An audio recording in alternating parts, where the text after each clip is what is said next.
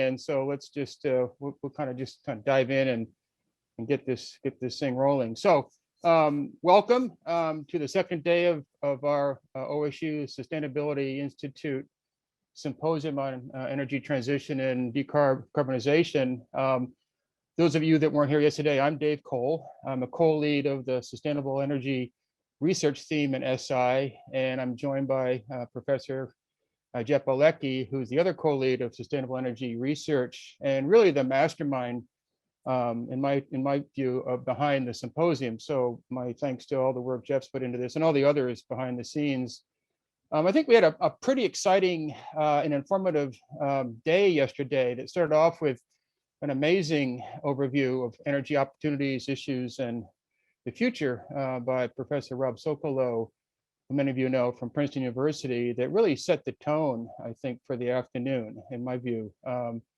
So what followed from his talk was a series of shorter talks, 10 minutes apiece, and then panel discussion covering a whole range of really important topics. And this same format will follow today after Scott's talk and his Q&A.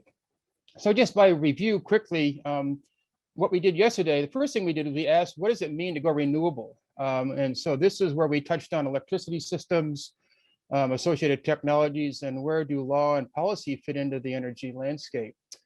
And then we discussed the fact that technology innovation and deployment are really occurring at such a rapid pace, it's making it difficult for policy makers and regulatory agents to keep up with this fast pace. And from there, we segued to addressing what does it mean to go negative regarding CO2 emissions. And the question was put into the context of ecosystems, enhancements, and then we also talked about novel ways we might attempt to geoengineer both the terrestrial and marine systems to sequester more CO2. And we touched on, for example, direct air capture and enhanced chemical weathering. This topic also was bookended by an overview of the different ways we manage croplands and how important really this decision-making is and how we manage and impact this part of our carbon cycle. And finally, we kind of addressed how the energy transition impacts the landowner, the communities, regions. And in my mind, what really stood out were issues like energy justice and energy equity, which are clearly not evenly distributed. And this really hit home. And where many are either marginalized or disenfranchised or both, which is really disconcerting and something we need obviously to work on. So then we had a whole series of excellent questions and comments yesterday, which I hope will continue to keep that momentum going today. And so today we turn our attention to two other topics, the built environment, and then what is OSU doing and how can we do more in this transition space. So we're privileged today to have two really eminent leaders in energy field as our keynote speakers. First, Dr. Scott Tinker, who will start us off. And then I hope you stick around at 3 for Dr. Michael Weber, who we'll hear from. And so I think with that, I think I'll just launch in and get going here.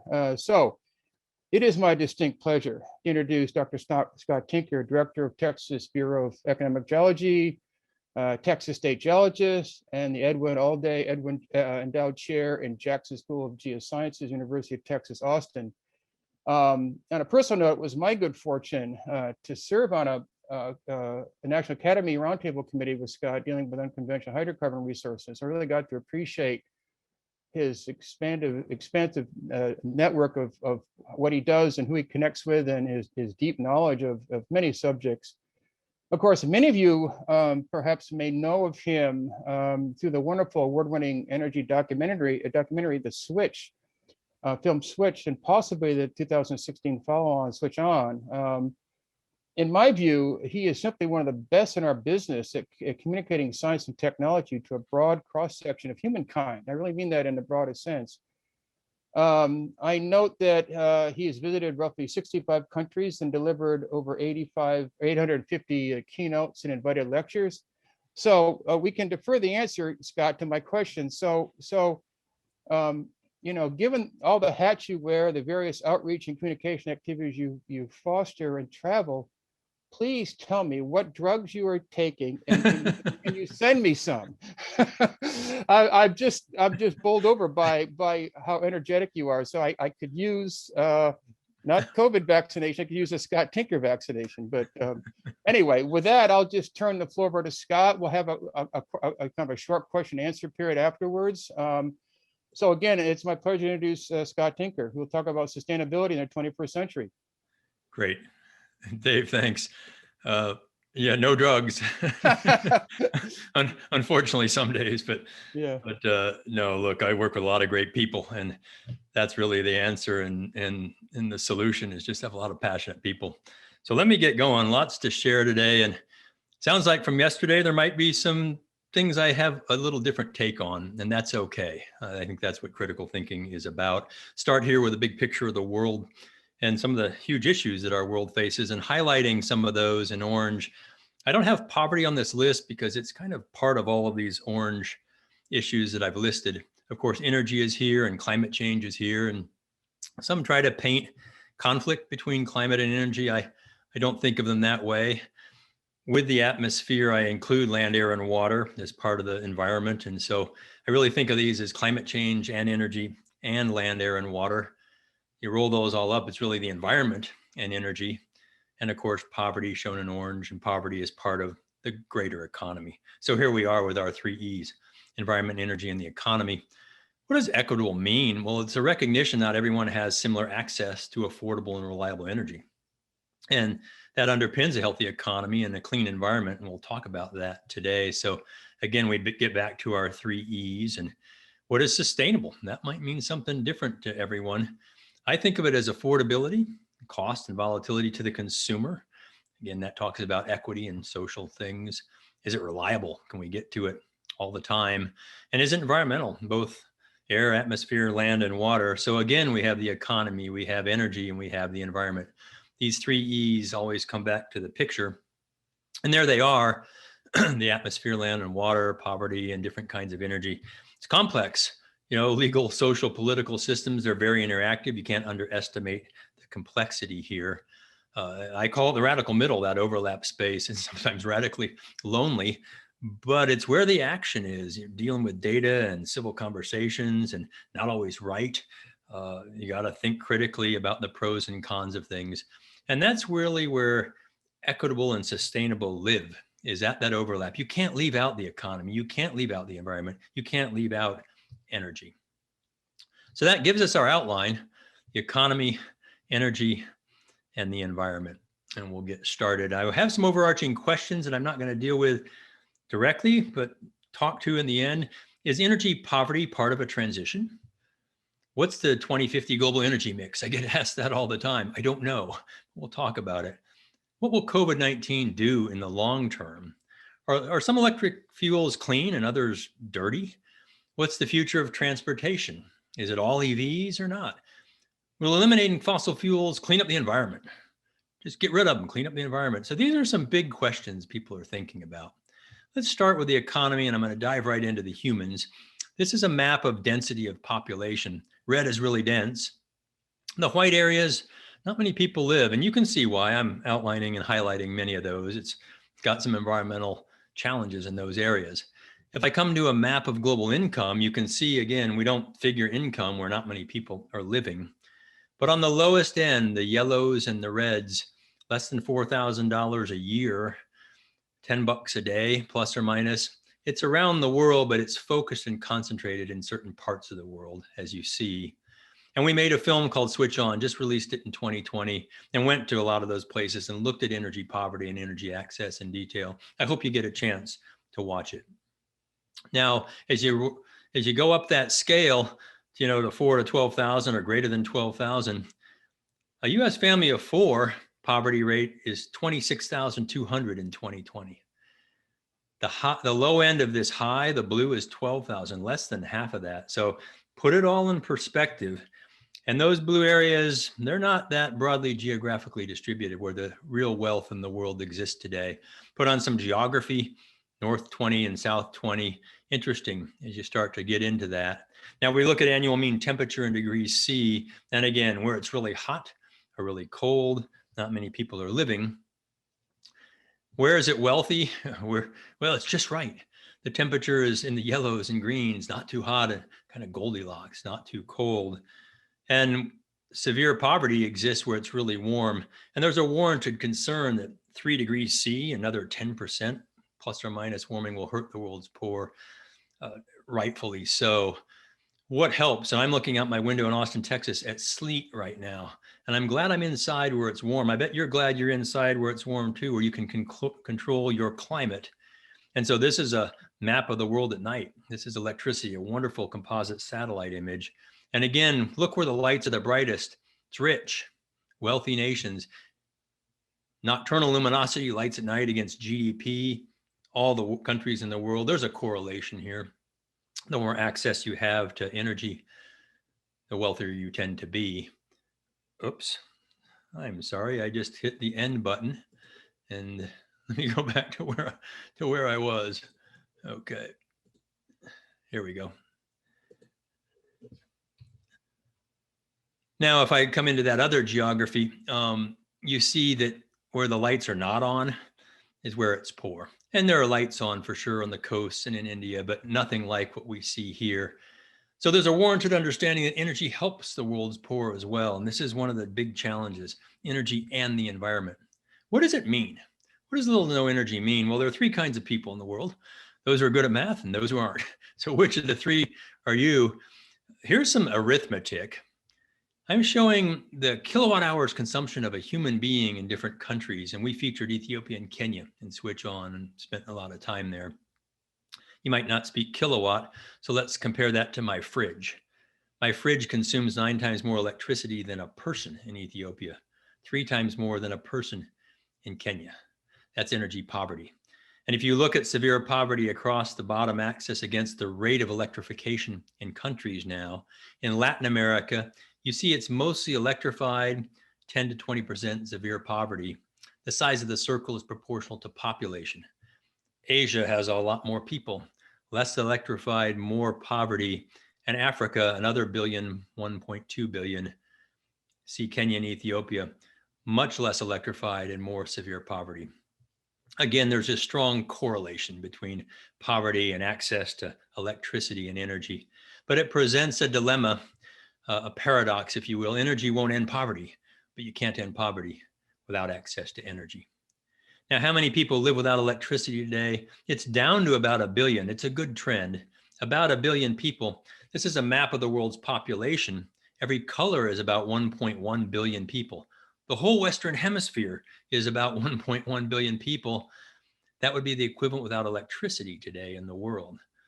How many are cooking like Sanakanchi, who we featured in Nepal and Switch On, indoors with wood or biomass or dung of various kinds? Turns out 1/3 of the world still cooks indoors. And this causes severe health issues. It kills about 3 million people a year. It's more than malaria and AIDS combined. COVID in 2020, maybe 2 million people, 3 million every single year, and it's so solvable. So global extreme poverty rate has been coming down, another good trend, down to about 8 or 9% on a growing population. Forecast to go below 8%, and then COVID hit. So the World Bank said probably flat. The UN said actually with 5% GDP contraction globally, which is about what we've had, you go back up to 10 or 11% extreme poverty on a larger population. Not a good thing. Finally, if you look at GDP per person across the bottom against electric consumption per person, so we're per capita here. Back in 1990, some big economies in the world, the more electricity you consume, the more GDP per capita. A pretty strong trend there. Now watch what happens to the wealthier nations back then. They're going to double their GDP per person, but not go up much in energy consumption. That's a good thing. The middle range, watch South Korea especially, growing in energy and growing in wealth. Bottom left, India and China pinned in 1990 in the lower corner. No electricity, essentially, no wealth, some severely wealthy people, but in the aggregate. Watch China move, and then India barely move as you start to grow access to energy and wealth. So you see a different trend here. It's not linear. It starts to roll over as you get wealthier. And again, that's a good thing. We made a film called Switch about energy, and we featured energy as a star, 11 countries where it existed. We left out, though, close to half of the world that are living without much energy when we made Switch a decade ago. And that's what Switch On tries to feature. Because what do folks want to do? They want to grow and industrialize and become modern. They want to have heat when it's cold and air conditioning when it's warm, just like the developed world does. And that's one of the great challenges. So interesting trends from linear to rolling over and maybe even pulling down more as we get more efficient and conserve more energy on a per person basis, with the US needing to do that the most. It's time to power the people. And again, let's talk about the energy to do that now. These are some global data. The most current I have and could find is coal. This is total energy, not electricity. We'll talk about that in a minute. Coal plateauing, maybe oil increasing, natural gas going up a lot, nuclear still rising in the Far East, and hydro still rising quite a bit. There's solar, wind, and geothermal and biomass. Energy has grown 375% since 1965. Now, coal as a foundational energy for electricity and oil for transportation, they haven't grown as fast as the total global rate. Natural gas has grown almost twice as fast. And then hydro has grown, and the renewables were essentially starting from zero. So they've been growing quite a bit as well, but still quite small. Now, on a region basis, you see North America and Europe have been flat for 20 years in energy consumption. Asia has grown tremendously in energy consumption, and the rest of the world is just getting started. Remember, they live in various states of energy and economic poverty in most of the world. Now, the growth rate there again, 375% the same. North America and Europe are about half of that growth rate, still growing our economies, whereas Asia has grown tremendously.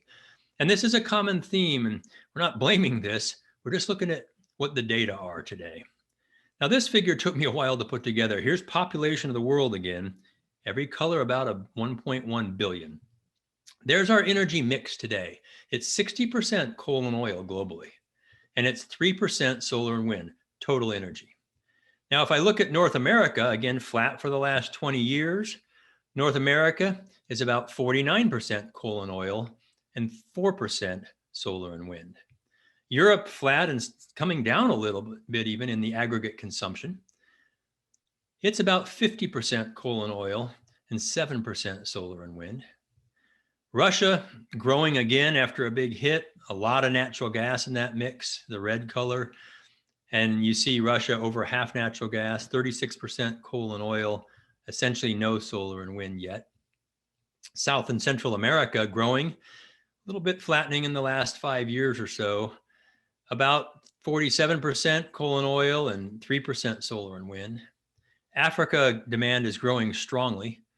And you see the mix here is a little bit more traditional, a lot of coal and oil, 64%, 2% solar and wind. The Middle East is growing strongly in energy demand, and that won't shock anybody, green and red coal and oil. It's 47% coal and oil, a lot of natural gas, and no solar and wind. Southeast Asia, 1, 2, 3, 4 colors on the map, about 4 billion people, growing strongly in energy demand and getting 75% of that energy from coal and oil today, 3% from solar and wind. I'm going to shrink and grow these to be proportional to actual consumption. Here we go. So Southeast Asia consumes the most by far, and half of their energy today comes from coal, total energy. Now, let's go back in time. Here's 2019. Watch the change in colors to 1965. A lot more coal and oil, and a lot less energy consumption back in 65. So regionally, we see North America, a lot more gray and green, coal and oil, a lot more gray and green in Europe. Not as much gas in Russia, coal and oil. South America, mostly oil. Africa, coal and oil. The Middle East was all oil, just starting their natural gas. And of course, Asia was coal and oil as well. Now watch the difference in consumption back in 65. Who was dominating?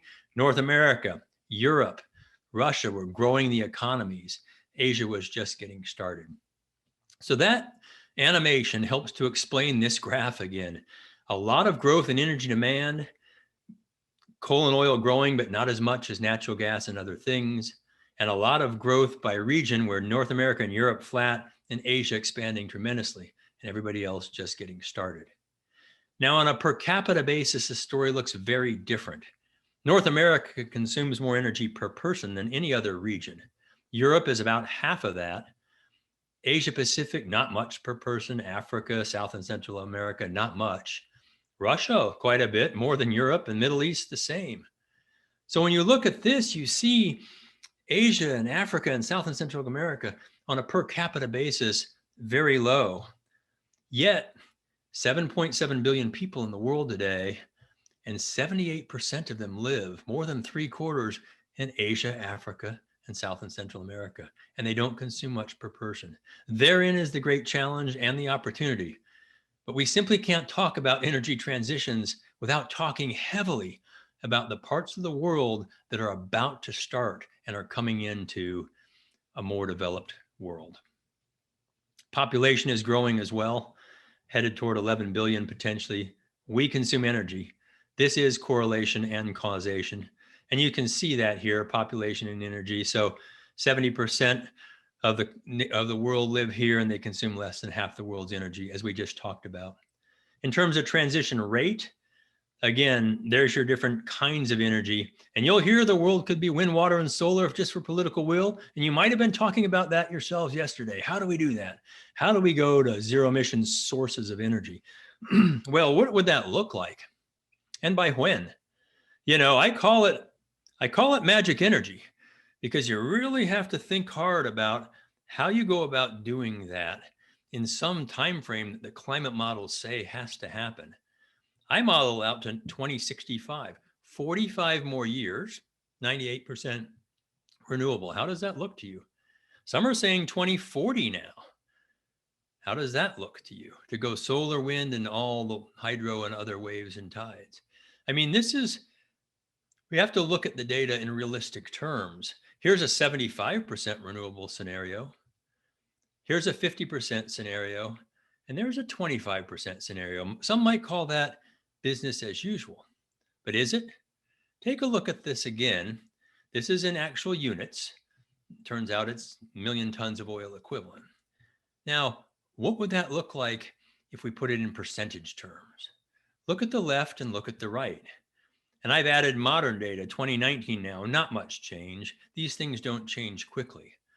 So back in 65, it was 78% coal and oil, less than half of that in 2065, doubling natural gas and nuclear, quadrupling wind and solar and wind in the business as usual case. The right side of that looks nothing like the left side of that. These are big changes and will not be easy. The global energy mix changes very slowly, and it's driven mostly by market forces when something better comes along. There's a lot of oil and gas in that mix as well. So let's talk about crude oil in the US for just a couple of slides. Here's the production, and it was plummeting. There was talk of peak oil, and we imported more and more oil to drive our vehicles and exported nothing. And then something happened. Things flipped onto their ear. Shale came along, hydraulic fracturing or fracking, and it released oil from shale. Our production doubled. Our imports were cut more than in half, and we began to actually export oil at different points in time. This is a huge change. And it comes from shale basins. There aren't that many of them. Here's the Barnett, the Fayetteville, the Haynesville. And what you're seeing here is a big circle. That's the original gas in place in that basin. I've had a team studying this for a dozen years now, intense studies, looking at every single well, every single field. The little circle is what's been produced out of that big circle so far. And here's the Marcellus at the same scale. This is natural gas. On the oil side, the Bakken and the Eagle Ford, again, the large is what's there, the little one is what's been produced, and there's West Texas. That's just the Midland Basin. If you look at the Wolfcamp A and B, which are the two big original horizons, there they are and what's been produced. So about 3% of the gas and 2% of the oil has come out of these big shale basins so far. And the United States is not the only one with mature shales to produce.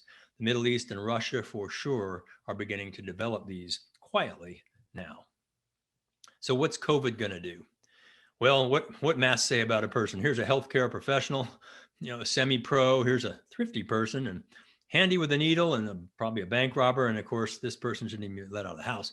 So I've probably been that lower right one at times. What's happening with traffic? Well, highway traffic It plummeted with COVID, and now it's come back for cars. And in fact, trucks are higher than they were a year ago, okay, in pre-COVID. And that's because a lot of us are staying home and having things delivered to us. What does that do to demand globally then? World consumption for oil plummeted, 15 million barrels a day drop.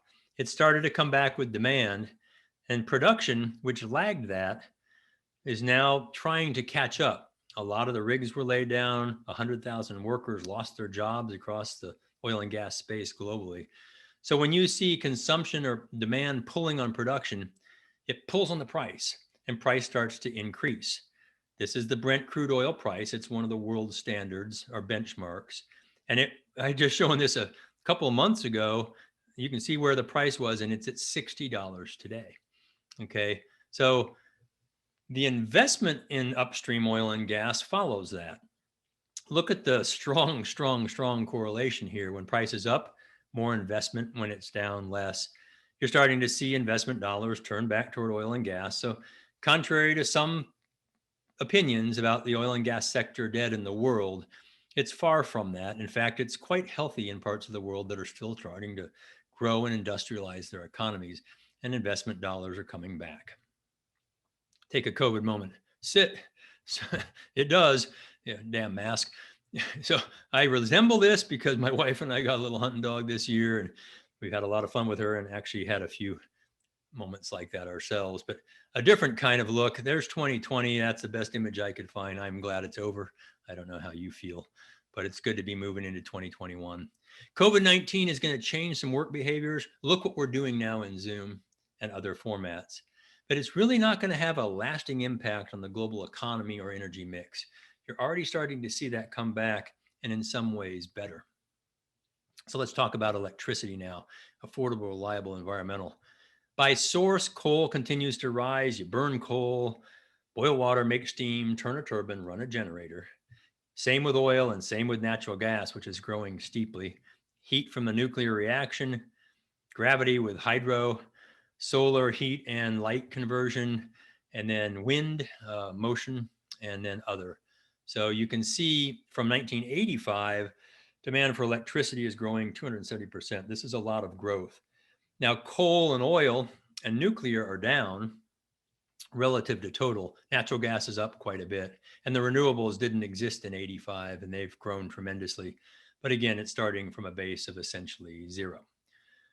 So now electricity by region, North America and Europe, flat for over 20 years. Asia electricity demand has gone way up, and the rest of the world, again, is just getting started. North America and Europe are half of global rise, whereas Asia is over 3 times that. So this is the real trends today. By country, China consumes the most, US is next, and then on down in 2012, 2018 data show China growing even more, US a little, India starting to grow. Who's missing? Who's number 3? It's the tech sector, okay? Technology consumes more electricity than any country in the world, except China and the US. And just look around, kids are on them. I took this picture back in high school, my daughter's soccer game. We were diligently watching the game as parents, for sure. Look, 4% of the world's electricity is in tech. The cloud isn't a cloud, as you know. It's massive demand centers that are whirring to let us do exactly what we're doing right now in the developed world. So the cloud, no wonder they call it a cloud. They may wish to change that name. About 400 million tons of CO2 every year, just from tech, okay? And there's a lot to think about here in terms of emissions and consuming energy. Now, if I look at coal, we'll get a little more granular in electricity. It's been coming down tremendously in North America and Europe. We built on it, but it's coming down, not so in Asia. Asia continues to build a tremendous amount of coal. And yes, a lot of solar and wind as well, but more coal than solar and wind. And the rest of the world's coal essentially nil. Now, I lay natural gas on top of that for power generation, and natural gas is growing all over the world, every sector.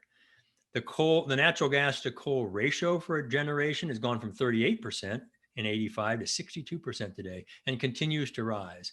A lot of advantages to that in terms of sulfur and nitrogen and particulates and mercury and other things. Still makes CO2. Nuclear plummeted with Fukushima, it's right back where it was. Not here, but in Asia, of course, and even a new nuclear plant in the Middle East. Hydro was growing, but now is growing steeply. Africa, a large part, Asia, building major dam systems. We featured the Grand Ethiopian Renaissance Dam in Ethiopia and switch on. Solar and wind are growing faster than anything, exponential growth here. So you'll hear that, you'll learn that if you're students, and it's true. The exponential growth of solar and wind, the rate. There's another key metric to consider though, isn't it? It's the actual generation from different sources in terawatt hours. So here's generation from all forms, and here's generation from solar and wind growing exponentially, much steeper. But when you scale these plots the same, you can see where solar and wind come. They're right there in the data. So in 15 years, we've created a good growth rate in solar and wind, but in terms of actually meeting demand, the demand growth in those 15 years for electricity only, almost 8,500 terawatt hours, solar and wind satisfied just under 25% of that. And these have been some great growth years. We build the best solar and wind resources. The sun and the wind are resources. We build the best first. As you go, it gets more challenging with any resource. So this is a very important conversation. Scale. Now in the US, electricity, coal plummeted, oil plummeted, and most of that was replaced with natural gas, hydraulic fracturing for shale gas. Nuclear hung in there, and then renewables grew as well, mostly through states and state renewable standards. Now you might think solar and wind when you think renewable. That's part of it. It's about a third of it. Almost half is biomass of various kinds, carbon-based biomass, wood biofuels, and other things that produce CO2 when we burn them to make electricity. And then about a quarter hydro and geothermal. And this is kind of similar mixes around the world, depending on where you are and what your resources are. So you need to think carefully about what the renewable mix is. We see this, then the cost of electricity, you hear it. I was in Senate testimony in DC just last week. The levelized cost of electricity and energy, you probably talk about it yourselves. Here's coal and solar and wind have come way down. They're cheaper now, you'll hear, than coal and natural gas. And for a levelized cost, that's true. But what goes into LCOE? Is it truly levelized? Or what's missing, perhaps, is a better way to ask that. Well, there is something missing, because if there wasn't, California wouldn't pay twice as much for electricity as the rest of the nation, except for the Northeast. What's going on here? When you look at retail prices, the price to the customer or the consumer, why is it so much more expensive in California and Germany? What's LCOE missing?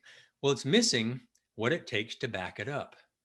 Because the sun and the wind are intermittent, that's just life, night and clouds and wind, you have to have something 100% there to back them up on demand. That something is very expensive, always will be, okay? So it increases the cost of electricity to the consumer. You can be completely factual. They're cheaper LCOE, but not factually complete. Factually complete looks at the rest of the story, and we got to think about how to make that work, because if you're paying twice as much for electricity and your income is quite a bit lower, that's called regressive. It has a regressive impact on lower income people, and it's very real. Many people have written about this. Dispatchable solar and wind require redundant backup. They're not cheaper to the consumer. Let's talk about the environmental impacts now. So taking a look here, we see it's the mark of an educated mind to be able to entertain a thought without accepting it. You know, Aristotle said that. Well, what he's saying there is let's critically think about some things. And this isn't critical thinking. You know, what end goes in first? All right, it's the boat part. So that's not critical thinking. We're going to start with transportation here. Here's a car being charged with electrons. It's an electric vehicle, and there's the generator, but what's making the electrons? Diesel. These are diesel-run generators making electricity to charge some batteries. You really can't make this up. And interestingly enough, it's not that uncommon globally. Here's the number of electric vehicles in the world. We're over 7 million today total, growing exponentially, which is pretty cool. But the light blue and the dark blue are China. Okay, so China is not quite half of all the electric vehicles in the world. Where does China get its electricity? 65% from coal. So it's kind of like charging with diesel, only worse. So what you charge with matters. I didn't have any accurate numbers. I made it up. Studies have shown accurate numbers aren't any more useful than ones you make up. How many studies? 87. So, so here's a Bloomberg forecast. Bloomberg is saying we're going to be making 60 million electric vehicles by 2040. We make about 3 million today. When we scale those the same, it looks like this. And you might say, all right, half the vehicle fleet by 2040, 600 million cars under that curve. That's about half of 1.2 billion today. That sounds reasonable. Let's do some arithmetic again. 600 million. How many batteries are in 600 million EVs? Have you seen a battery in an EV? Not the battery pack, the actual lithium ion battery. Here's one from a Tesla S. Turns out it's one of 7,100 in a Tesla S, each bigger than your cell phone. 7,000 in one car. Let's use 5,000, lower, smaller car to make the math simple. 600 million times 5,000 is 3 trillion new batteries. 3 trillion. We have tens of billions today for all of our gadgets. What does 3 trillion look like? If I cover a US football field, end zones included, with solid Tesla S batteries, end to end, side to side, it's 2.7 million. I can blanket the Longhorn football field in batteries. They're about an inch tall, and start stacking them up. Solid layer after layer. To get to 3 trillion, how high do I go? I go above Mount Everest, clouds, spy planes, and blue jets into the stratosphere. Almost 30 kilometers of a solid battery tower. And it has to be made again because batteries, as we all know, they wear out. So we have to ask ourselves about sources and cleanliness. Yeah, Teslas are cool. This proud owner says no oil. I guess they don't have tires or plastic, which come from oil, but it may as well say mining. Colorado is a proud mining state. Here's a miner for cobalt, which is required for batteries. Many human rights violations around the world related to cobalt. Here's a lithium mine, one of many big ones in the world, and they're also blanketed on the surface. Now, this is a large hole. I can take a drilling rig, which goes after natural gas, and scale it the same. One makes a hole, the other one makes a hole. I mean, you have to have a lot of holes with the drilling rigs, and you have to have a lot of holes, it turns out, to get enough lithium and cobalt and other materials. And I'm a geologist. I am not against mining, okay? But we need to associate the sun and the wind and batteries with earth materials, earth resources. So what's required for battery mining? Rare earth elements, lithium and cobalt, all going up. That's just for our devices. Remember, there's only 7 million vehicles in the world today. Are we headed towards 600 million? Half of the fleet. The price is volatile, but increasing of these different resources because demand is pulling on it. China controls the rare earth exports, 2/3 to 3/4 of the world. And if you look at lithium and cobalt and nickel, China controls 60% of the lithium today, 70% of the cobalt. Getting started with nickel, controls the polysilicon to make solar panels. And again, I mentioned the mining abuses. These are important things to think about. It's critical that we think about these, that mining, manufacturing, and charging and disposing of batteries, it has significant environmental impacts, security implications, and human rights abuses. It does at scale. Nothing is perfect. Okay. Now on the gas side, we see, again, industry, these are scaled. Industry makes a lot of CO2. So does moving ourselves around, and heating and cooling and power generation that we've talked about. And forestry and ag makes a lot too, almost as much as power. Now we don't talk about these as much, but they're half of the world's CO2 emissions, and some things that can be done there to improve that. We do talk about the other half a lot, power and transportation, which I've just talked about. So coming back into primary energy by region, this is all of it. You can see again the different regions. We've seen this graph. No surprise then where the emissions come from. Yes, they were dominated by North America and Europe in the past. Today, they're dominated by Asia. And in fact, a little over half of the world's emissions are coming now from Asia. Coal, why? Well, coal mostly. US coming down. India has passed the United States in coal consumption now. And here's China's coal. India has about the same population as China. So let's slide it to the left 3 decades. It's exact same slope as China was. Where's India going to go? Will it get off the coal train and get on nuclear, natural gas for dispatchable and renewables? We'll see. Is this bad Asia? Am I pointing a finger? Well, why is this happening? Well, look around. This is emissions across the bottom globally against consumption versus production ratio. Okay. Turns out, United States, we consume a lot more than we produce. We're above the red line, and we make 5 gigatons of CO2 for our production. China makes 10 gigatons and produces more than it consumes. In fact, a lot of the non-rich countries, the non-OECD, produce more than they consume, and the Club of Rich Nations consume a lot more than we produce. So what's happening? They're sending us stuff. That's a technical term. We are exporting or offshoring our manufacturing because we want it affordable. And it's kind of cool. We can say, hey, we're not making the CO2. They are. We must be green. But what's really happening? How, is this green? Is this zero emissions? How many atmospheres are there in the world? There's one. And on a per product basis, Asia actually emits more CO2 per product than we do with higher regulations. This is not a solution. Buying credits and offsets for companies is just moving your emissions somewhere else. There are not enough credits to go around, as I already showed with the solar and wind graph, only making up for 25% of the growth in electricity. So the intentions might be good.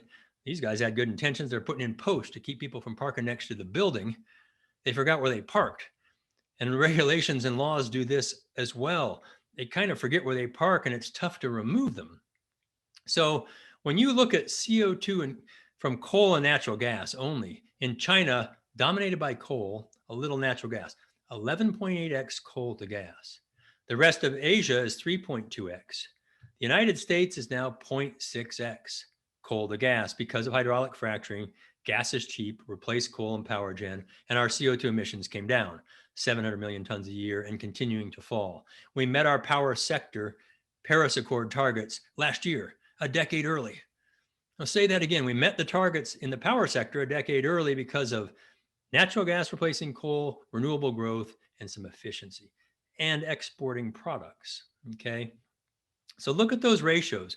Here's a cross plot of emissions from coal against emissions from natural gas in China, 11.8x.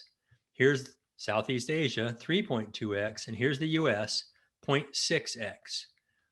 We drove away from gas toward coal in the early 70s with the first embargo, and we felt coal was reliable. We've pushed it back now to more gas than coal with shale. Wouldn't it be something if China went from 11.8 to 0.6 like the US, how much CO2 reduction would that create? And I just spent a lot of time calculating all this. It turns out almost 5 gigatons less coal, 3 gigatons more from the gas, but it's about a net 2 gigaton drop every year, 2 billion tons less. And in the Asia Pacific, same kind of scale, about 1 gigaton less. The combination is almost 3 gigatons of CO2 reduction, a lot less coal, a lot more natural gas being burned. And coal comes with SOx, NOx, particulates, mercury, and other things that natural gas doesn't. Natural gas still has CO2 though. I'm not hiding that, just less. So this substitution, like the US has done, that's immediate. It's affordable and it's available today, and the time frame is needed. It's one of the wedges. And I wouldn't be surprised, I didn't hear the talk, if my friend Professor Sokolow talked about that yesterday. And then capturing the carbon and utilizing it. If we were able to do that, then you would even reduce CO2 emissions more, particularly from natural gas plants. Nonetheless, a lot of people don't like gas. This is one of these heaters outside. You just heat the atmosphere directly, cut out the middleman. I took this in Aspen. They're very proud of all their environmentalness because they have no global warming on the propane tank. You can't make it up, can you? So how do you reduce CO2? Natural gas with CCUS, nuclear, zero emissions, scalable, happening in China right now and the rest of the world. Putting CCUS on coal if you're going to continue to use it. Geothermal and hydro if you have them. Big dams and accelerating geothermal. Centralized wind and solar if you have them. And then for the billion people who have nothing, distributed renewable energy, like we brought to Gunchukwa in the film with First Solar. These are the big wedges. And then efficiency and conservation, doing more with less. Rich nations are doing that. We're doing more with less, but we have a ways to go to bring it down. But the irony of all this is natural gas and nuclear and coal, you know, those aren't on the top list for people who are really, really passionate about reducing CO2 emissions. They don't make the cut, although they are really the biggest wedges. And that's where we need to begin to focus on the emissions, not the fuels. That's an important part of Q&A if we get to it. So the impacts of all this, coal, oil, and natural gas, tremendous environmental impacts. Mining and manufacturing, drilling and completion, handling the water, disposing it, moving liquids and gases around, refining, and then burning. Lots of impacts here. Getting better, particularly in the wealthy nations, not so much in the emerging economies. But it worries people. It might worry you. There were days last year, and I was proud, and students were skipping class, but speaking up, you know, getting out and speaking up. Now, what are they speaking for? Solar and wind and batteries for the most part. And this is where we have to think critically. You know, renewables and batteries, mining and processing, for sure, manufacturing, producing using the land, moving it on power lines, and then where do the batteries and the turbines go when they wear out? 3 trillion batteries is non-trivial. You know, I can tell you where they mostly go. They mostly go in landfills. You can look at the data on reprocessing and recycling. Where do the turbine blades go? Have you seen this image yet? Here's our wind guy. Let's put him to scale. These are turbine blades cut in thirds being buried in Wyoming. It's just 100 turbines. We have over 100 turbines. We have over 10,000 turbines in Texas now with 3 blades each. Now they're inert, they're composite metals, but we have to think very carefully about all this. Solar and wind and batteries require extensive land use, mining, manufacturing, landfill. It's not renewable. When you have to mine, manufacture, and dispose over and over, it's not renewable. That's just a different use of earth resources. And they're not clean. You can't use words like clean and green. They don't mean anything. Lower emissions, but bigger impacts on the land and the water. So these are the trade-offs, and we have to really understand them. Here's some different kids. They're not skipping school. We were in Nairobi in Kibra. 2 light bulbs in the school now. They can study at night. They're learning the past and present tense in English. And they're wanting to go to school and begin to try to lift themselves out of poverty, like 1 to 2 billion other people in the world, and another 5 billion that are just now emerging and beginning to develop. So these questions, is addressing energy poverty part of a transition? You bet it is.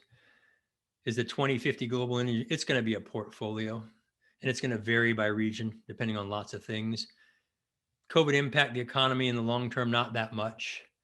Are some electric fuels clean and others dirty? Nope. They're just different. What's the future? Well, mixed. Internal combustions can do better, and they are. Electric vehicles make sense in some places. Fuel cells, hydrogen makes sense. Is getting rid of fossil fuels going to clean up the environment? No, it's not. In fact, if you look at it, closely, I'll show you a couple reasons, again, why. Data have to be used to tell the truth, not to call to action, no matter how noble the intentions. Highly encourage you to read Factfulness by Hans Rosling. Trends, things we're wrong about, they're better than you think, but still work to do. So we have energy, we have the economy. Energy underpins it. I showed you a lot of data there. And it turns out the economy, healthy, needed to invest in the environment. I've been to 65 countries. Without exception, the worst environments, the soils and the water and the local air where it's poor. Here's some kids coming home from school across something all too common, dumps of polluted water and garbage and soils and local air. On a bigger scheme, the clean air in the world, green is the best and yellow is next. Where is it cleanest? Where it's rich. It consumes the most energy, but cleans it up through regulation and policy and can afford to. Where's the air bad? Where it's poor. Okay, so this is so vital to begin to understand. We can see now where the lights are on, and now we know why. There's energy there, okay? And the lights are off where there's not much energy. The thought of leaving coal and oil and natural gas and nuclear in the ground, what's left? I mean, first of all, look what's left. Is anyone able to do that? Should they do that? That's 90% of the world's energy. What happens if you dim the lights in the world 90%? I'm sorry, and I don't mean to be too controversial or shocking here, but that doesn't look like the future to me. That looks like the past. The future has lights on here and all over the world. Hunger, clothing, shelter, and clean water. Education enabled by energy. Vaccines and medicines with refrigeration and healthcare. Women go for the water. They're cooking indoors with the wood. They don't go to school when their male counterparts do. They're disadvantaged disproportionately with energy poverty. Immigration, migration, leaving where you're under a stronghold by an autocracy and an autocratic government. Fertility rates are tied directly to education, and education is underpinned by energy. The ability to invest in the environment comes with wealth, healthy economies, and finally, mitigation and adaptation to climate, both. You bring all of these things together, energy, the economy, environment, it changes the world. Okay. And that's what we're all trying to do and think about. Energy, the environment, the economy, this radical middle. It feels like it's shrinking sometimes. I don't disagree, especially in the US and Western Europe, but it's growing in most of the rest of the world as they begin to get energy, get excited, begin to industrialize. So what's needed? We got to reduce the impacts of all forms of energy. They all have them on the atmosphere, air, land, and water. They have different impacts. Got to end energy poverty, build the global economy, continue to build it, clean up coal and oil, switch from coal to gas and capture the emissions, efficiency at all levels, nuclear, hydrogen, geothermal, where you have those resources, distributed renewables for people who have nothing today and are just getting started. That's equitable and that's sustainable. Nonpartisan thinking, energy education, got to look at the pros and cons. So my day job at the Bureau, we try to bring these things together in research, and my night job at Switch, again, is trying to inspire this energy educated future. So I'll stop there, leave it with you, and happy to entertain any discussion or questions we might have. Thanks.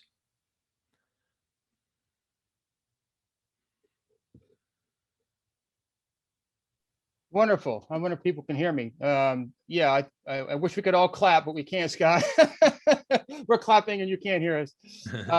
Yeah, just an amazing overview.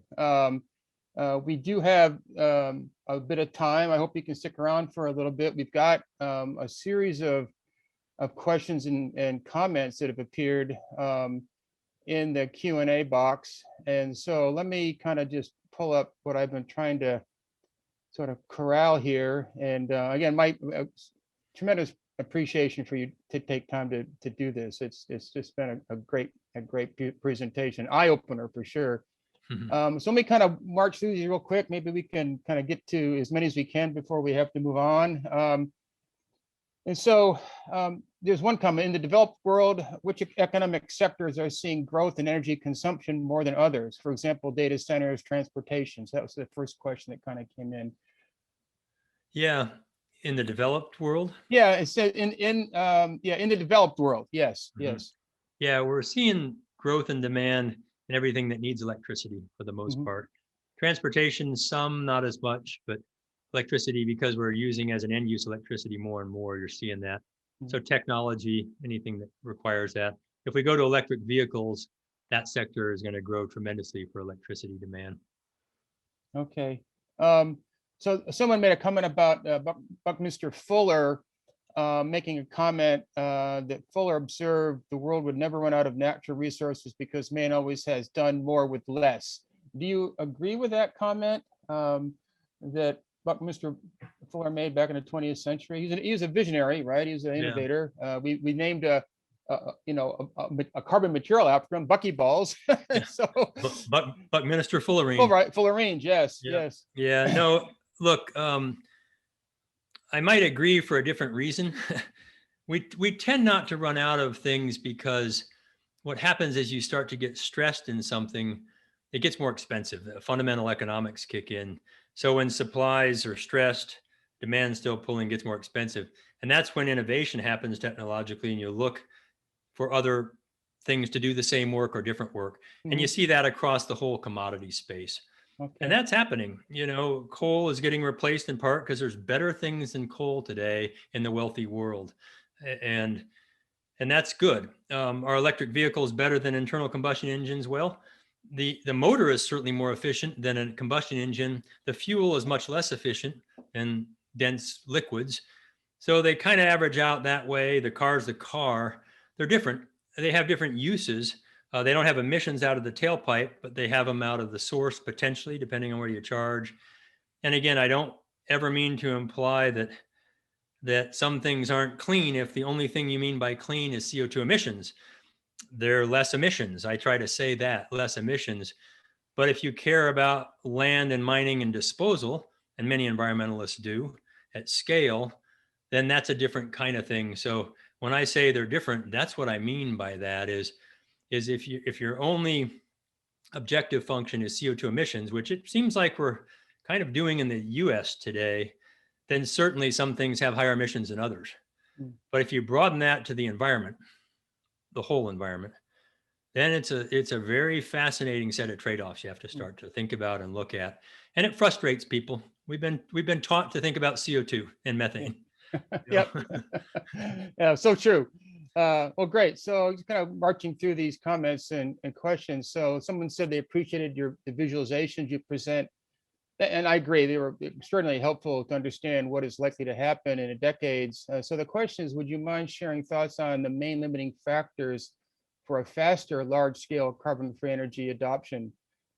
Possibilities to change them, maybe changing habits. I'm not sure where that question is coming from exactly, but Sure.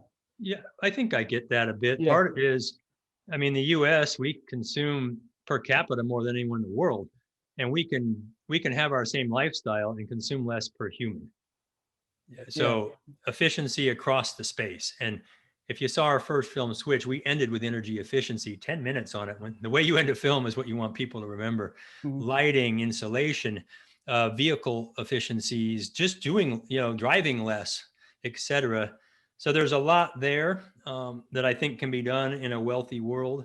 Now, those who aren't using much per capita are going to continue to grow per capita because there's certain thresholds that you have to reach.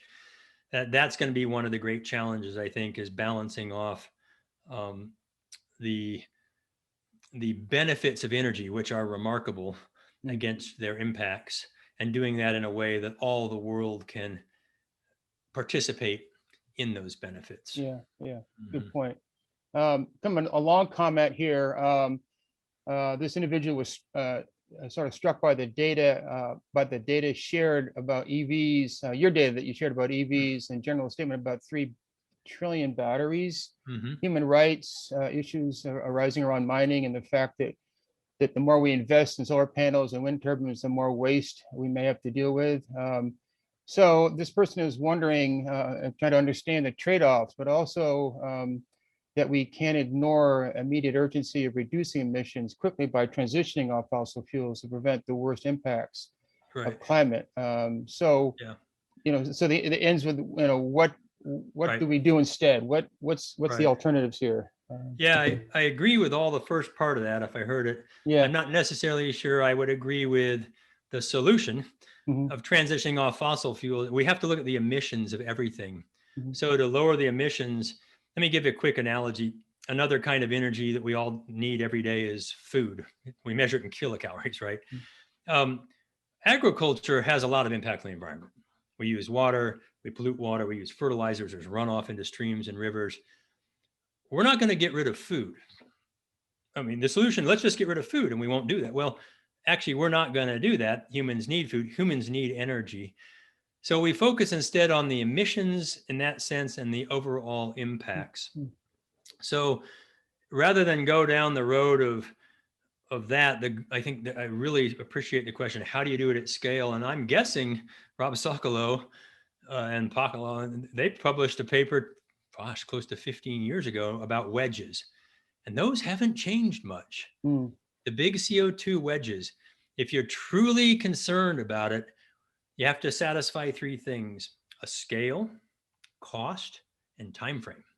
The models are telling us 20 years or less. The scale is tremendous. There are 5 billion people just now getting into the fossil economy. What options do we give them to transition more quickly. Okay. And so it's not simple. I tried to show that dispatchable energy or baseload energy, we always want it on. We don't want this Zoom ending every 3 minutes. Okay. And Yep. so what are the options there? Nuclear is one of those. And China's building a lot of nuclear. I hope India does. Small modular nuclear reactors, no emissions. Just the density of energy matters so much. Vaslov's mill. So nuclear and natural gas, hydrogen are very dense forms. It takes a lot less stuff to deliver energy. I highly encourage you to go look up power density on Wiki, as compared to you come down through the solids like coal and wood. And then the lowest of all, of course, are wind and solar and batteries on a watt per meter basis. That's power density, very, very low. So when you have low power density, you have to have a lot of stuff to collect it, to convert it to the density that we demand, like electricity. So this is the great challenge of intermittency and low density, is it takes a lot of stuff. It's different than a uranium and thorium, which has so much energy. The work you can do with that is phenomenal. Now you got to manage that reaction. So you're balancing energy density, you're balancing the natural resources it takes to collect it. The sun and the wind are renewable, but nothing collecting them is renewable. So you have to balance that. When I see an oil well, I look and how can we clean that up? A pipeline, reactor. When I see a solar panel and wind turbine, and we see a lot of them in Texas, I think, how can we clean that up? How do we make the mining more efficient, less intense? Where are we going to put it all as it wears out? These are really important questions, and the studies are starting to happen on them now. We have to have these critical thinking conversations, Dave, or we end up with somebody yelling at me that I'm whatever. Well, I appreciate absolutely spot on. I appreciate this issue of humankind being infected in these poor developing countries that are mining and putting people at risk, trying to get the commodities we need to be developed, right? I mean, this is something that really is quite profound. It's a huge problem. Mining jade in Myanmar, where they've already violated the UN policy or whatever, and there's an embargo like blood diamonds in buying jade. So this is not something that's science fiction. This is real, right? So and on recycling, I'm very optimistic about it.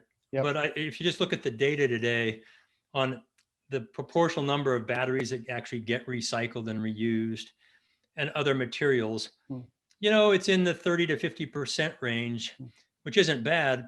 A lot of that's driven by economics. It's just cheaper to make new than to use the energy and the cost to recycle those things. And so recycling, it's like sustainable. It sounds good and green, but you go look at what we're doing. Now, we'll be able to do that when we go to trillions. Maybe we increase the efficiency and require it and legislate it so that we are recycling, but that takes more energy. And every time you use energy, there's an energy penalty. And so it's not quite as clear cut as we think. We'll charge the batteries with a solar panel and recycle and reuse it. And it's a circular economy. And look, I sit on some big company science boards, and we dig deep into this stuff, trying to truly understand at the molecular level what it takes to do this. And it is not easy science. I think Rob touched upon this, that lead batteries are recyclable, but the lithium ones aren't yet in an efficient and cost-effective way. So I think you kind of hit interesting thought there. So let me move on here with another. One thing on that, and I didn't quite finish. So nuclear is one. I know natural gas produces CO2. It produces less, and I know it produces methane. I mean, I've been banging on the oil industry to quit flaring and crank down the valves, quit leaking for a decade now. Go listen to all of my talks. It's finally starting to happen. So, but if you look at the scale, that fuel switching that went on in a decade in the US, 700 million tons a year from 2005 and 15. We were the only country that got our power sector Paris Accord targets. We didn't sign it. We're the only one who met them in the power sector. Nobody really knows that. But so there's a big one, replacing coal with gas or something else, renewables and nuclear. And then capturing the carbon, it's expensive. but it's technically doable. Rob probably talked about that too. So Um, you're yeah. seeing CCUS. When I testified last week in the Senate, both sides of the aisle were talking CCUS. Hmm. Finally, that's a big wedge. Again, geothermal, new technology that can scale some, but it's untested. Hydrogen, and then both solar and wind, mostly distributed, but even some dispatchable in places can make a difference as well. So it's not a single solution. There's these different components of that. And I think Sokolow and those guys did a brilliant job many years ago, really identifying them. And we're kind of doing them now, but we gotta do a little bit more of a group hug and recognize that, yeah, each thing has an issue, but boy, we need to bring them to bear, Yeah. or we're just going to be bickering for another decade. Yep. Nothing happens. Yeah, very good. I'm being told we need to sort of get wrapped up here. So I'm going to, one last question, which seems to be important for this individual. Their question is, they claim that no source of energy are cleaner than another, that you did discuss this. You didn't really kind of rank, these in terms of which is cleaner than another. Are they just different, or are there actually ones that are actually, factually cleaner in terms of the decarbonization sort of side of this question in terms of energy vectors? Sure. If we define clean as atmospheric emissions, and by the way, I don't. Well, I'm not sure. This person just says, the keynote decarbonization event in 2021 that we're talking about just said no sources of energy are cleaner than another. Did you actually say that, or are they just different? Well, I'm guessing they are defining clean as emissions.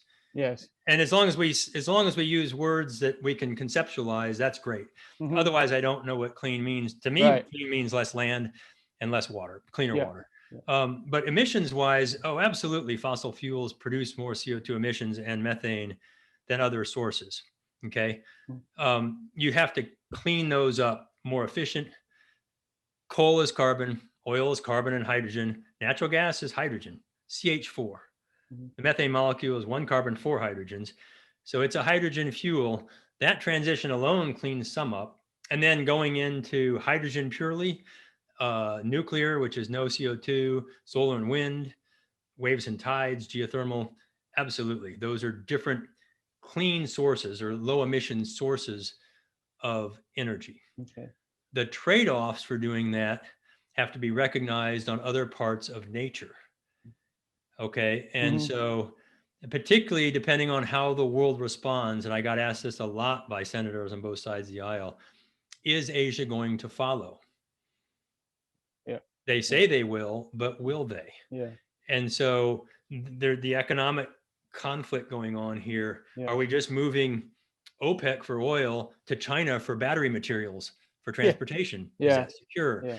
These are, so I don't think it's easy to get mad at people and say, what an idiot. Well, nobody's an idiot. They're people just bringing different perspectives to this challenge, and they're all quite real. Again, with a singular focus on CO2, we're going to go down certain wedges that are going to have an impact. But trying to scale, I tried to show that with solar and wind, 15 great years, 25% of the increase in demand in electricity only, and that's not transport. How do we scale in that 2 decades needed? Yeah. That's one of the great challenges of this issue. So absolutely. I appreciate the great conversations and questions. questions. we have more questions, so we'll probably there may be a follow-up. I'm not sure if we want to pass these on to you. We'll try to get some answers. So there are so many nice questions here we just can't get to. We have to have a little bit of a break to transition to the next session. But I really want to express my appreciation for you take time. This was a fantastic presentation, eye-opener. Some of these things I knew about teaching my classes, some of the things I learned, which is great. I'm always learning. So I'm hoping that everyone else appreciated what you presented. And this is being recorded, so it'll be available for others to watch at some point later on, which I think was one of the things you were hoping for, because I know you're an educator like me, and the more we can get the word out, the better things will be. So again, thank you, Scott, and hope we can stay in touch. But certainly you may hear from us to kind of get a little bit more amplification on some of these questions that we've got. Okay, you bet. So that's okay. Happy to do it. Okay, Thanks, thank you so much, Scott. Thank you. Okay, so Take I think with that, guys, we'll take a break and we'll come back at I think 2:20, a few minute break, and hope to see everybody back. So thanks, Scott. Thank you. Yep. Mhm.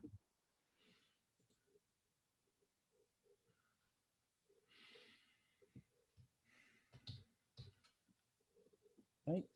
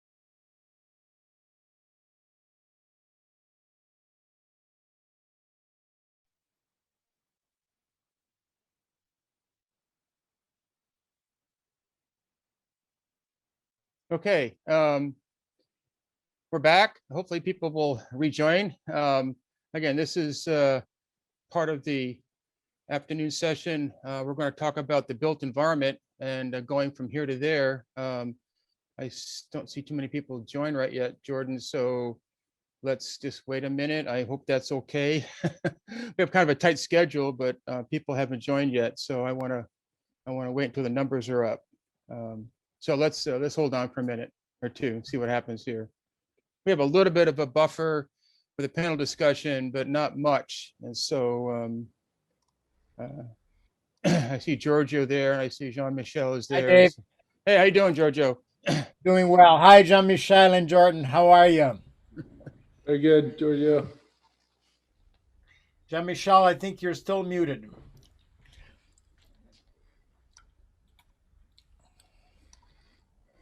No, we don't hear you yet. That's okay. We're going to switch to Jordan's presentation in a minute, All right. but hopefully I'm not seeing a lot of, well, let's see, we got 96. I think we're doing pretty good. We're up to 96 participants. So let's go ahead and get going.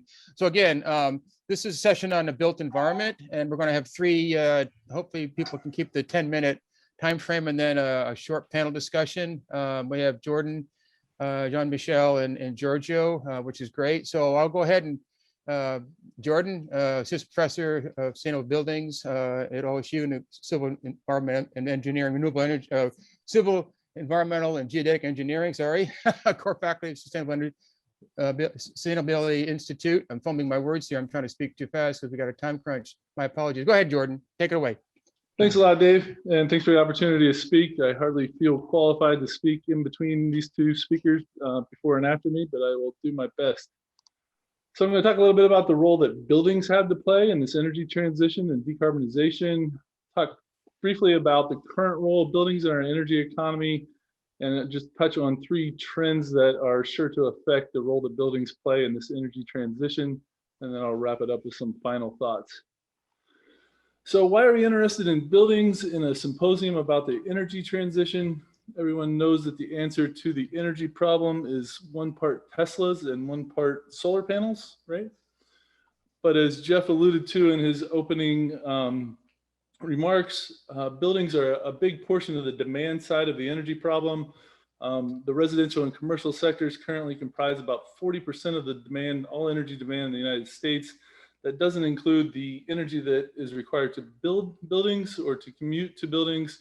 And it also doesn't include the amount of energy that's going to be used in the near future for EV charging that's going to occur in buildings. Similarly, on the greenhouse gas emission front, buildings are responsible directly for about 12% of greenhouse gas emissions in the United States. They're also responsible for about 75% of the electricity consumption in the United States. And together, that comprises about 1/3 of all greenhouse gas emissions are attributable to the building operation. So a few more reasons. We said about 3/4 of electricity is used by buildings, but that number is even greater for peak power demand. Late in the afternoon in the summer when everyone's turning on their air conditioning, buildings are responsible for even greater number, a greater portion of the peak electrical power. That has ramifications for grid resilience, for capacity, and in general, the demand and supply matching will play a part in our ability to integrate renewables with that variable generation. And the last but not least, buildings are where we live, right? This is a study from a couple of decades ago, but still relevant, that shows that Americans like to spend their times indoors. So as a couple of people have mentioned, we need to provide for comfortable indoor environments, but we need to keep an eye towards sustainability in doing so. So the first big trend that's going to affect building operation and the energy consequences thereof is electrification. You probably heard this in the context of vehicles. So vehicles are being electrified, but we're seeing a similar trend in buildings. So this is showing the yellow portion of this is the amount of energy being used in commercial buildings that is in the form of electricity. You can see this number growing over the past 2 decades, and we expect that to continue. So what that means is things like gas furnaces, gas water heaters, All the heating that we're doing with natural gas is going to largely move to being done with heat pumps. Also, maybe some cooking done with induction cooktops. And in fact, in the residential sector, we're seeing that more than a quarter of homes already have gotten rid of their gas meter entirely, and we're moving towards an all electric economy, both in terms of the transportation sector and the building sector. What are some advantages of electrifying? Well, first of all, we have some efficiencies to be gained. So even with the current mix of energy that's on the grid, in about 46 of 48 states, if we were to replace gas heating with heat pump heating, this study at least showed that we can reduce emissions attributable to space heating. There is that 12% that we talked about, the direct emissions from buildings, and at least theoretically, if we decarbonize our grid, we have clean electricity coming out, we can eliminate this direct emissions that happens at buildings. We're also moving towards a paradigm where buildings are no longer just consumers, but they're also producers of electricity in terms of rooftop solar and potentially a few other technologies. So if we're producing energy in the form of electricity, we want to be able to use that as well. Even if we aren't generating electricity on our roofs, buildings have a big part to play in terms of that supply and demand matching. We have a variable supply. The big difference between solar and wind, as opposed to a fossil fuel power plant, is that we can't turn on the sun. Buildings have a big part to play in matching that demand to that variable supply. So the next big trend in buildings is towards smart control. You all are no doubt familiar with a few different smart buildings technologies. You probably walked by one of these in the past week, an infrared sensor that might turn on a light or turn on a fan when you walk into a bathroom. A lot of people are familiar with smart thermostats. For now, that means things like changing the way your heating and air conditioning works in terms of time of day and whether you're there. In the future, that might be things like coordinating the operation of your air conditioner with your neighbors as well. And some things that you're probably less familiar with, things like fault detection and diagnostics and analytics. If we can look at the electrical signature of all our different appliances and all our different HVAC loads, we can see if anything's not operating in an optimal way, diagnose that and fix it and gain some efficiencies there. We can also compare the operation of our buildings to a baseline and just kind of see where we are, if there's some opportunities for improvement.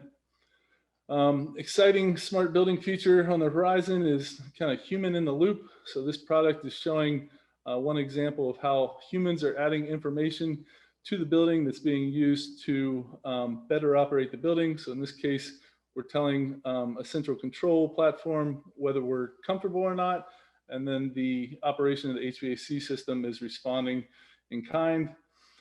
Even things like ventilation control or air quality control, my group has done a lot on this. We showed that just through sensing air quality through these low-cost air quality sensors, and then some software changes, we can knock off about 40% of the energy attributable to ventilation and almost all of the peak power demand attributable to ventilation. So buildings are getting smarter, a lot of efficiencies to be gained there.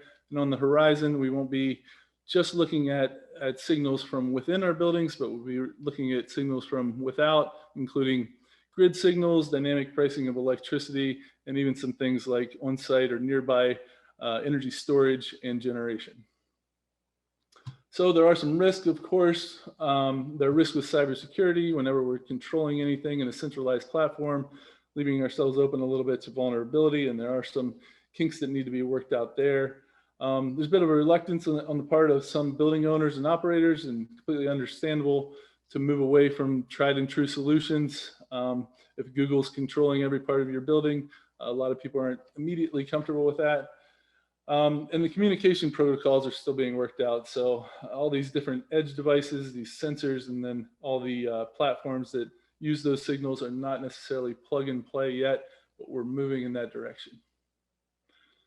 So the third big trend is toward connected communities. What do we mean by that? So for the past few decades, the trend has been towards greater and greater integration. Through much of the 20th century, we didn't even think of the building, meaning the envelope and the people that exist in the building, and the building systems that served it as necessarily the same thing. There's minimal communication between these two, maybe a thermostat signal going to the air handling unit asking for more heat, but that's about it. The state of the art is very much tight integration between buildings and building systems and potentially humans within a single building, but we are moving towards a paradigm where we have complete coordination, automation, optimized control among multiple buildings and many distributed energy resources, electric vehicle charging, solar generation, battery storage, and then the greater grid itself. A lot of value streams for this kind of connected community approach to buildings. First of all, we absolutely have to coordinate the building sector with the increasingly electrified transportation sector if we don't want to significantly increase all of our capacities. A lot of efficiencies to be gained through timing, so we can both time demand to match supply, but we can also do things like make sure all of our air conditioners aren't turning on at the same time to reduce that peak demand. A lot of grid services can be provided by buildings. So I mentioned a few of them, supply and demand matching, capacity reduction being two of them. And we hope that there are value streams for both the consumers and the utilities. On the consumer side, that comes in the form of things like economies of scale or sharing assets such as a lithium-ion battery among multiple consumers. Moving towards minimization of utility bills. And for the utilities, that means things like increasing the value of existing assets by using them more, using them smarter, and deferring or avoiding new major capital investments. And last but not least, at least in theory, if we have distributed generation and storage in a bunch of different locations, we're no longer relying completely on a few power plants or a few transmission lines, and we have greater resiliency. So the main takeaways are that in the very near future, buildings will no longer be just buildings. A lot of different hats buildings are going to wear for us. They're going to be our power plants. They're going to be our batteries to some degree. They may become our gas stations, our control hubs, and even our nannies or personal assistants. And especially with the integration of EV charging in our garages, buildings will comprise a big portion of the demand side of the equation. They're the place to start looking when we're thinking about demand management. And last but not least, it's an exciting time to become a building scientist. And if you'd like to do so and you're a student, come talk to me. If you'd like to collaborate, there is my email. Thanks a lot. Okay, fantastic. Oops, I hit a button here. So we'll hold off for the panel. We'll try to segue now to Jean-Michel Gouldman, and hopefully he can get us going in the next 10 minutes or so. So thank you so much, Jordan.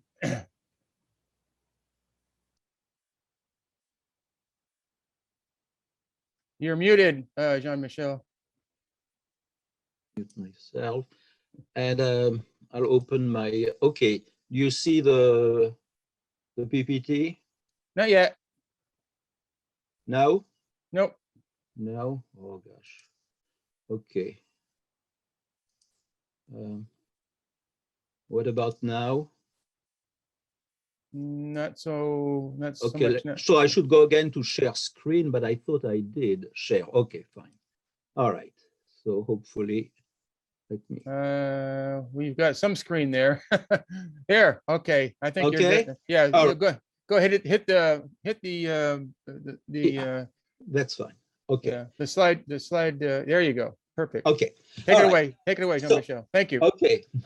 All right. So I'm going to talk about the urban heat island phenomenon, and I kind of extended the title by stating mitigating strategies and energy conservation benefits. So in a way, it follows well the previous presentation, as there is some focus on buildings. What I want to do is very quickly talk about what the urban heat island is for those who might not be fully involved in that, and then present some examples of how mitigation strategies can help reduce temperature in the environment and therefore also help conserve energy in buildings and of course reduce temperature in the outdoor environment and make life more comfortable. So some basics, essentially the UHI is the result of the conversion of soil and vegetation in impervious surfaces, asphalt, concrete, absorb thermal energy, release it at night, overall increase temperature as compared to rural areas. Solar energy is also absorbed in the walls of buildings, and that increases the temperature of the air surrounding the buildings. On the other side, vegetation areas have lower temperature because of evapotranspiration, and of course, they provide shading. In addition, the structure of our cities with high canyons restrict wind flow and isolate hot air within canyons. And this is becoming more and more important. And when you look at the amount of research that is being carried and published in the area of the urban heat island all over the world, it is clearly a phenomenon that is of concern to many. 1.5 billion people lived in urban areas in 2007, and 60% of the world will live in urban area by 2030. Oh, okay.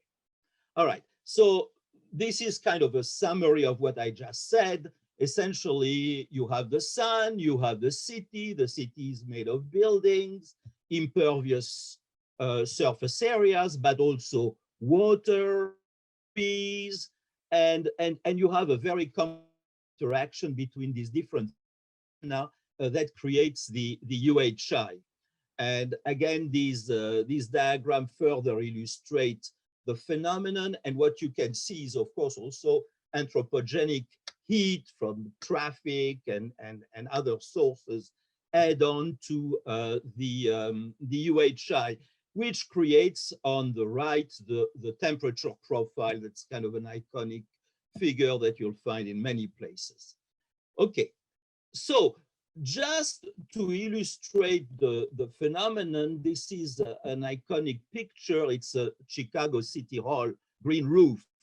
And you can see the layout here with some greens here and no green here. And you can see the resulting temperature. Temperatures range from 74 to 151 degrees Fahrenheit. And you can see that the hot places are exactly the places that are not covered by vegetation. So what I want to do is very quickly illustrate the issue and what we can do by using some research that has been carried out by former PhD students. So here you recognize the Columbus metropolitan area with the city of Columbus and of course the satellite cities of London, Newark, Lancaster, Marysville, and so on. And you can see that in this area, this was on August 2005, based on data from Landsat, temperatures would vary between 23 degrees to 40 degrees Celsius. And of course, the hottest temperature are in the strongly built up areas. And you have here the connection with land use. You have the different land use, again, so for instance, in this analysis, we connected the temperature at any given location. Here you have cell of 30 meter by 30 meter to the surrounding land use areas as measured by their NDVI, which is an index of vegetation. And you obtain a certain number of statistical models that can then be used to test scenarios. So I just want to show you one example. We took a little area around Tuttle Crossing, you can see made of different land uses. And you have this urban area, essentially commercial buildings and other impervious surfaces. And we tested the effect of building a green belt that you see in light green around these built up areas. And using the model, this is the reference situation, which is computed by the model and is very close to the actual situation, we could show that this intervention in terms of mitigation would decrease the temperature from 35.62 Celsius to 30 Celsius, quite a significant decline.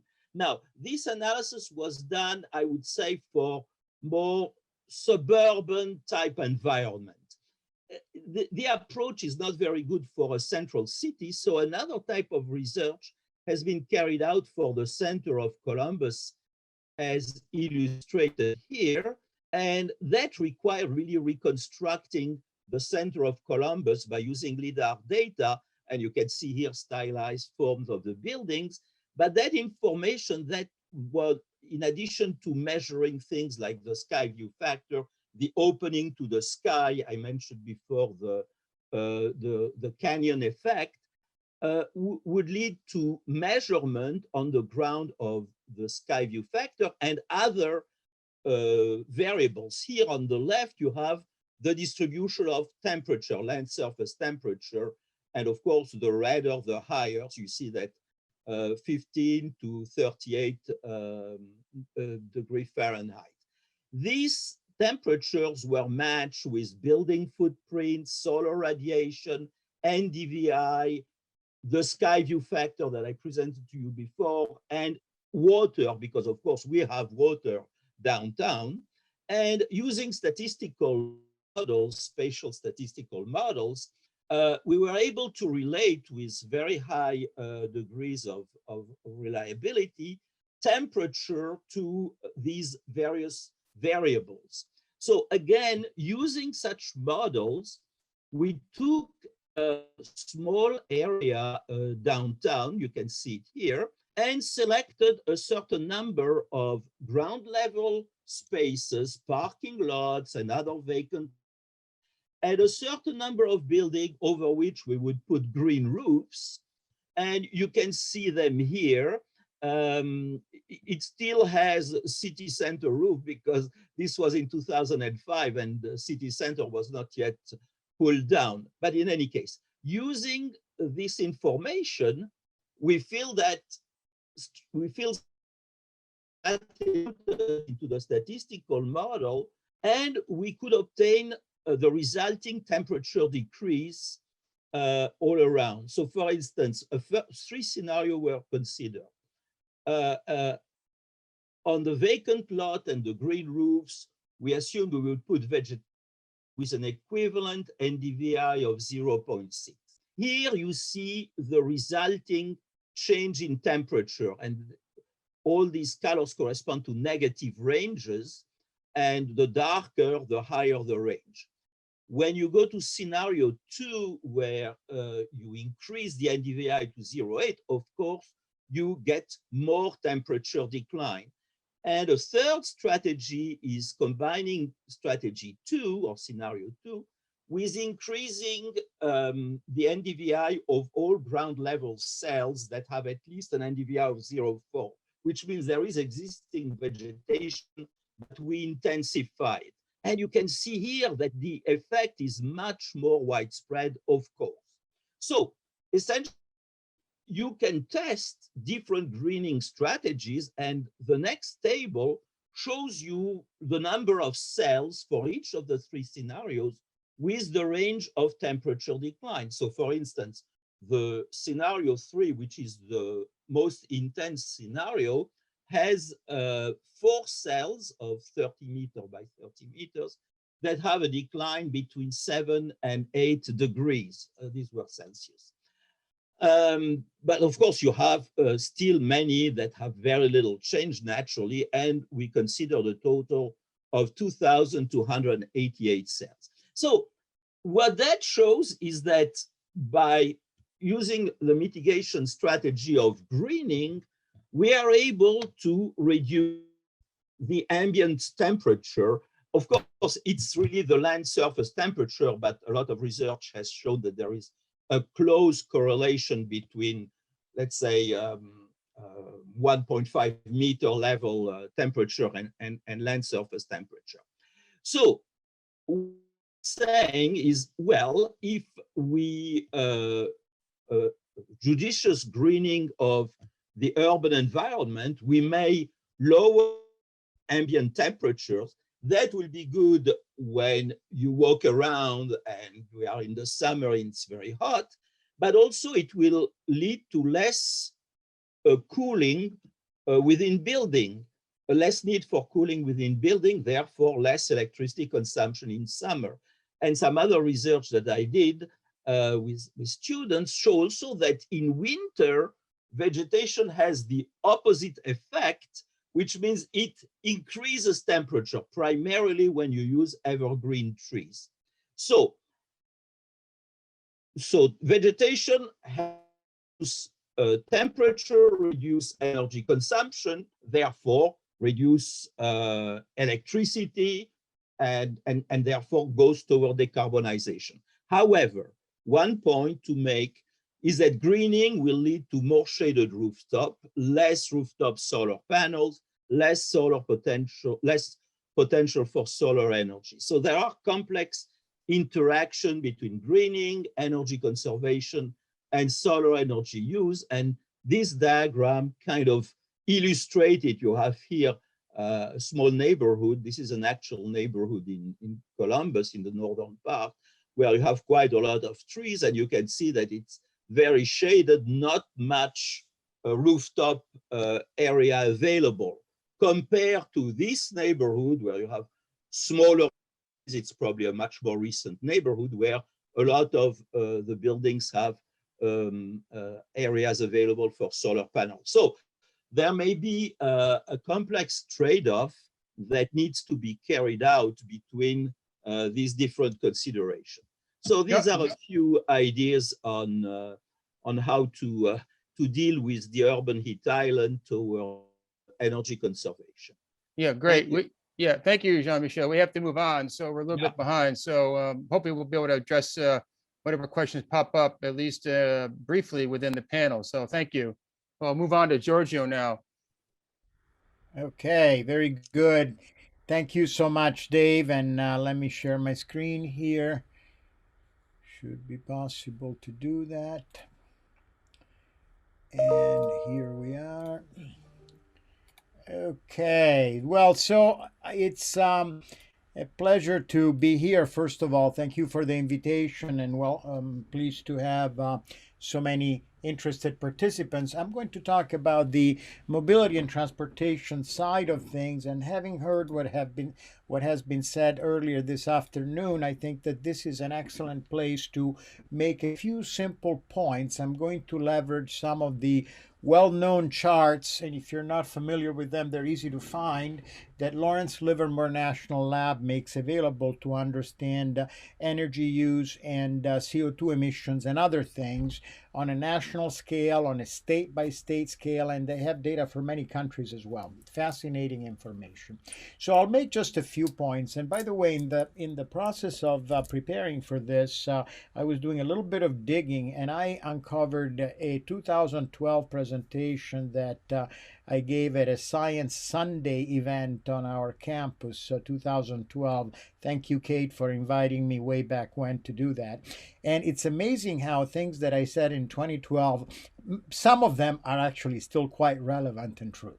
But one of the things that you discover if you go back a decade is that, first of all, transportation is one, in this charts, it's one of the four major end uses. Residential, commercial, industrial, and transportation are the main consumers of energy. Transportation is the largest one, and in 2010, it was about 93% dependent on petroleum. Electricity generation, on the other hand, was more of a rainbow affair, where you had substantial amount of coal back then, natural gas, hydro, nuclear, really microscopic amount of solar, very small amount of wind.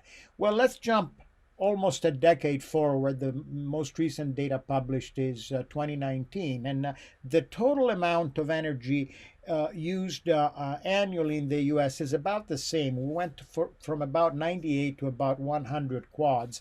That fluctuates a little bit, but 100 quadrillion BTUs is about the number. Now here we now look ahead and we think about what happened a decade later. Guess what? Transportation is now 91% dependent on petroleum. In other words, we've made a small step forward, but when you look at it, petroleum, biomass, natural gas continue to be the dominant sources of transportation energy.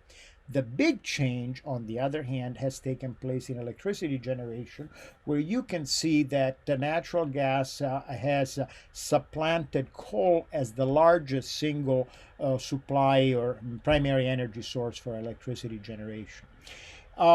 What does this mean in terms of CO2 emissions? Well, let's go back again to 2010. Total emissions of about 5,600 million metric tons. And if you look at the numbers here, 2,271 million metric tons from electricity generation, 1876, so considerably less, still number two, from transportation.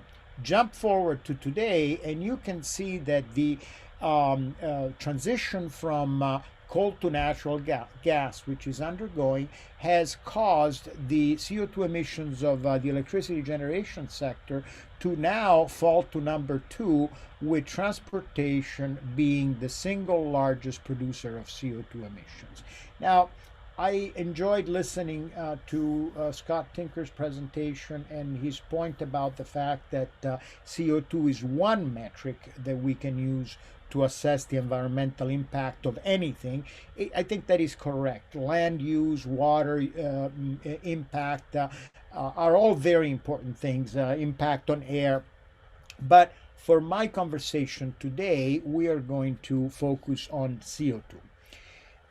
So if petroleum has fueled transportation for 100 years and we're still around 90%, what's next? Well, to understand our dependence on petroleum, I think I would like to bring up some numbers that if you haven't heard them before, they might make you sit back and think for a moment. So first of all, on the left-hand side, the units are thousands of barrels per day of petroleum consumed today. If you extrapolate this 2013 data to 2021, give or take, bear with me, this is an approximation. But today, we, the world, consume approximately 100 million barrels of petroleum a day. The second point that I want to make here, you see these two colors, orange and gray, supply and demand.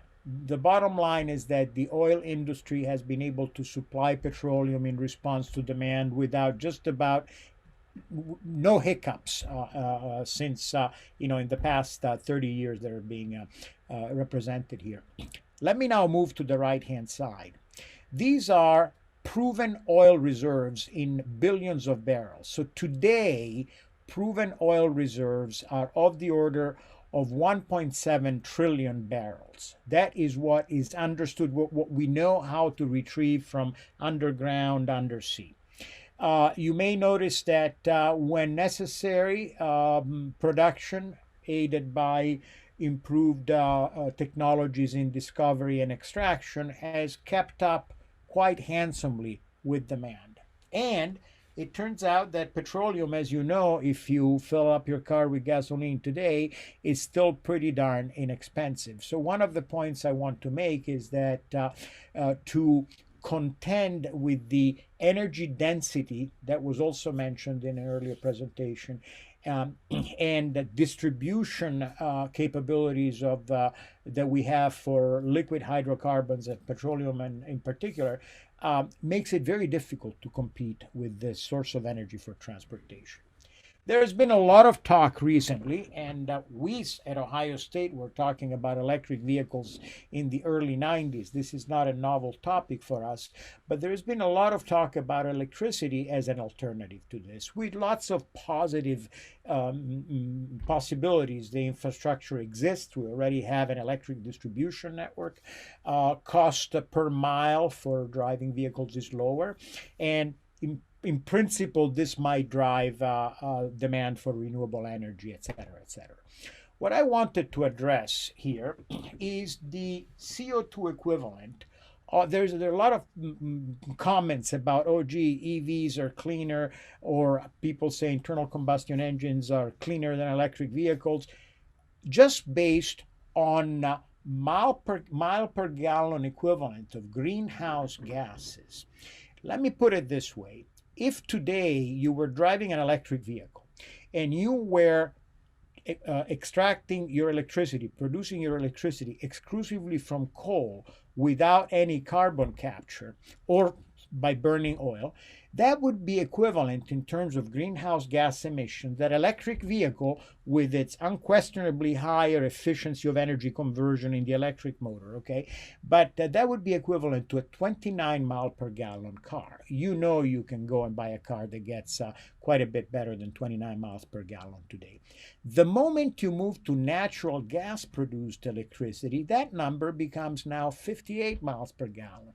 So in this hypothetical world in which all electricity were produced in natural gas power plants with no CO2 sequestration, you would now have a 58 mile per gallon equivalent in terms of greenhouse gas emissions. Well, that begins to be competitive with some pretty darn good plug-in hybrid electric vehicles.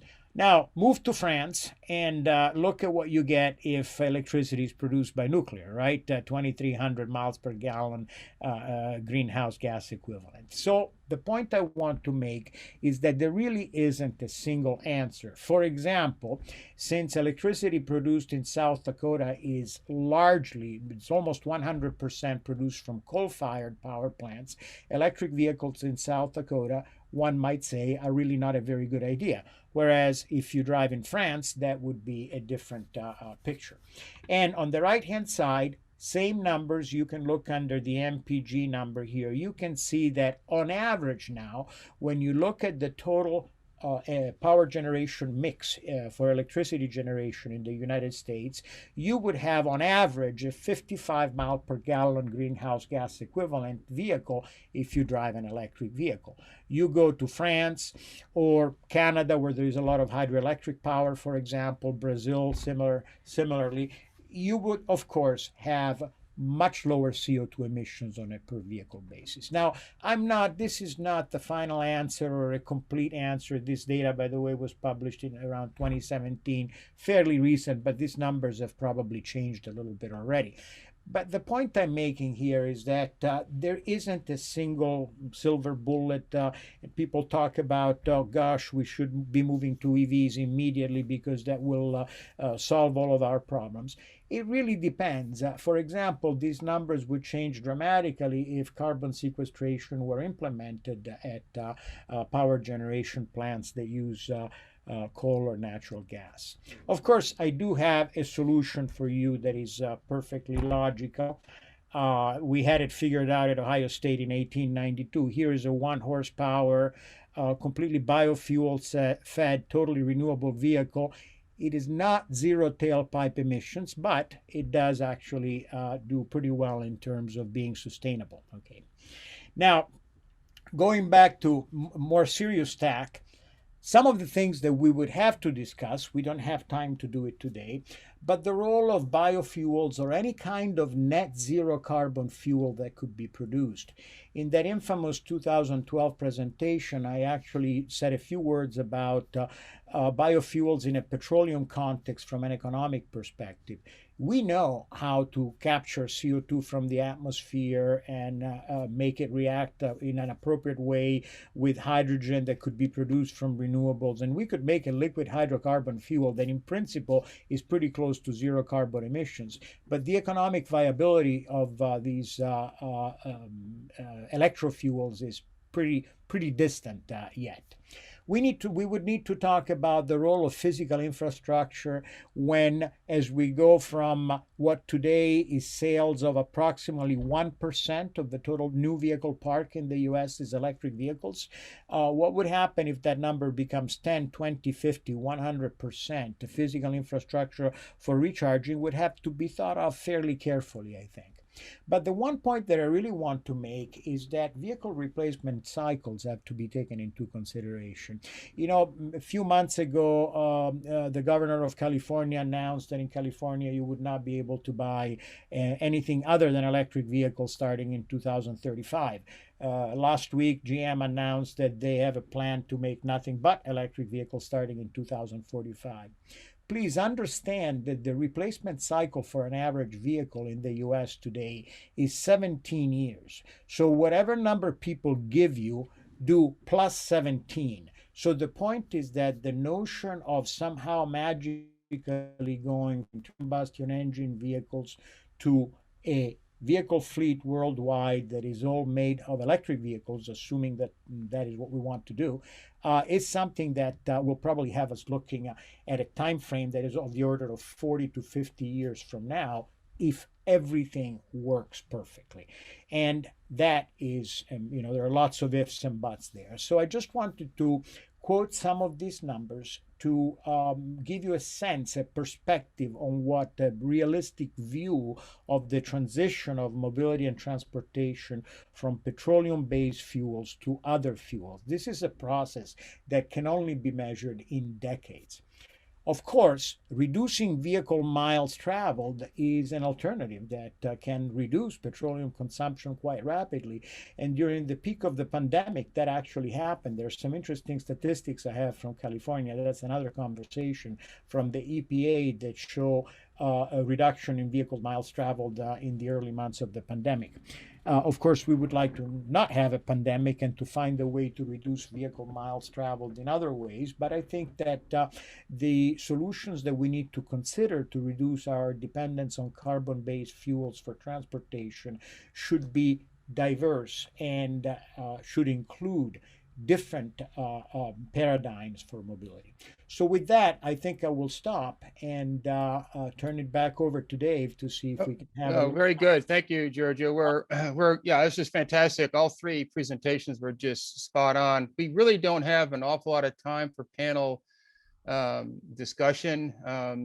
Not quite sure how to handle it. We have to really get to Dr. Weber's talk at 3:05. He's got kind of a tight window. So we got a few questions in there. I'm not sure we can address them quickly.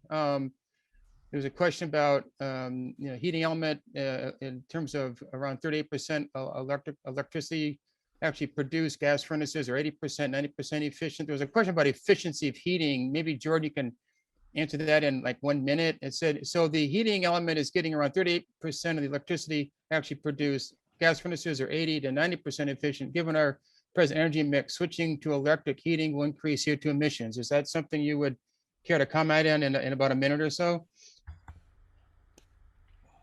I think he left.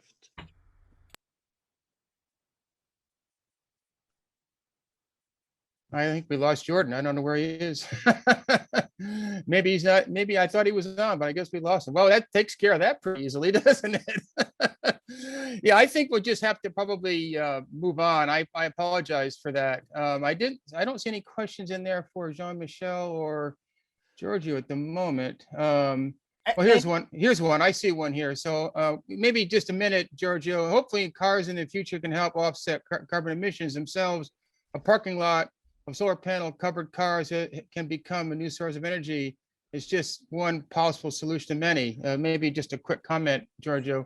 Yeah. So of course, as I said, the solutions to the question of how do you get carbon-free electricity, surely if we were able to use exclusively solar energy to recharge batteries and electric vehicles, then of course at that point you are pretty close to infinite miles per gallon in terms of greenhouse gas emissions, right? And so these thoughts and topics have been addressed, and I will just simply state this, that the trend that photovoltaic technology and energy storage battery systems are showing as of the last few years is pointing in a direction where to imagine solutions where it would be cost effective to think about in a workplace, for example, having solar vehicle recharging. These kinds of things are beginning to be cost effective. We did a study on this and published some papers a few years ago. And really, at that time, both photovoltaic and lithium battery technologies were so expensive that this was not a practical way of thinking about it. The cost, once you amortize the technology in cents per kilowatt hour, was so high that no one would realistically compete with American Electric Power by doing something like this. That is changing, and that is certainly one of the trends that might have an impact on the introduction of carbon-free mobility. Yeah. Great, great. I appreciate that quick comment. We're going to have to move on. I apologize. Thank you all for your great talks and appreciate your participation. So I'd like to move on now to our second keynote for today. It's my distinct pleasure to introduce Dr. Michael Weber, who I think is still based in Paris, France, where he serves as the Chief Science and Technology Officer for ENGIE. Those of us on campus are very familiar with ENGIE. It's a global energy and infrastructure services company. He also is Josie's Sentinel Professor in Energy Resources at University of Texas, Austin. So I'm pretty sure he must know Scott Tinker pretty well. And I just kind of close by saying he's published really two really interesting books. So I really highly encourage you to kind of Google his name and take a look at this book. The one I really like is The Power Trip, The Story of Energy, which was published in 2019. So with that, I'll turn this over to Michael and welcome to Ohio State, and appreciate so much you taking time to give us your thoughts. Title of your presentation: Global Energy Trends and Transitions. So thank you, Michael. Great. Thank you so much for having me. I am based in Paris, but I'm in Austin, Texas right this moment. Like everybody else, COVID disrupted plans, so we had to evacuate France in the middle of the night in March. I can't believe it's been about 11 months already. And I actually had COVID last January, a year ago, before it was even a headline. So I feel like I'm an early adopter of technology and early adopter of viruses too, apparently. Glad to be here and appreciate you inviting me. And I've been on campus several times to meet the students and faculty and give some talks, participate in seminars. I'm glad to have that opportunity again. You mentioned Power Trip, The Story of Energy, with a book that came out about a year and a half ago. I was going to talk a little bit about the themes from that book, but that book also got turned into a 6-part documentary series that's on PBS and Amazon Prime and Apple TV and that kind of thing. So if you're interested, go check it out, where we talk about energy's story in place and time around the world and the different ways it shows up. So I'll talk about some of those themes, and hopefully we'll have plenty of time for Q&A. I'm not going to talk the whole time. I thought I'd just sort of give some opening remarks about energy and why I think it's important. And I'll start off by saying the reason why I do so much research and speaking and writing about energy is because I think it's fundamental. It's fundamental to society. It's fundamental to everything we care about. It's fundamental to our future. It's a big part of the story of our past. So we've got to understand energy and recognize it. And I also say that energy is hidden right in front of our eyes. That's one of the elements of energy that's pretty interesting, is its invisibility despite its ubiquity. It's everywhere yet hidden, and that's kind of interesting.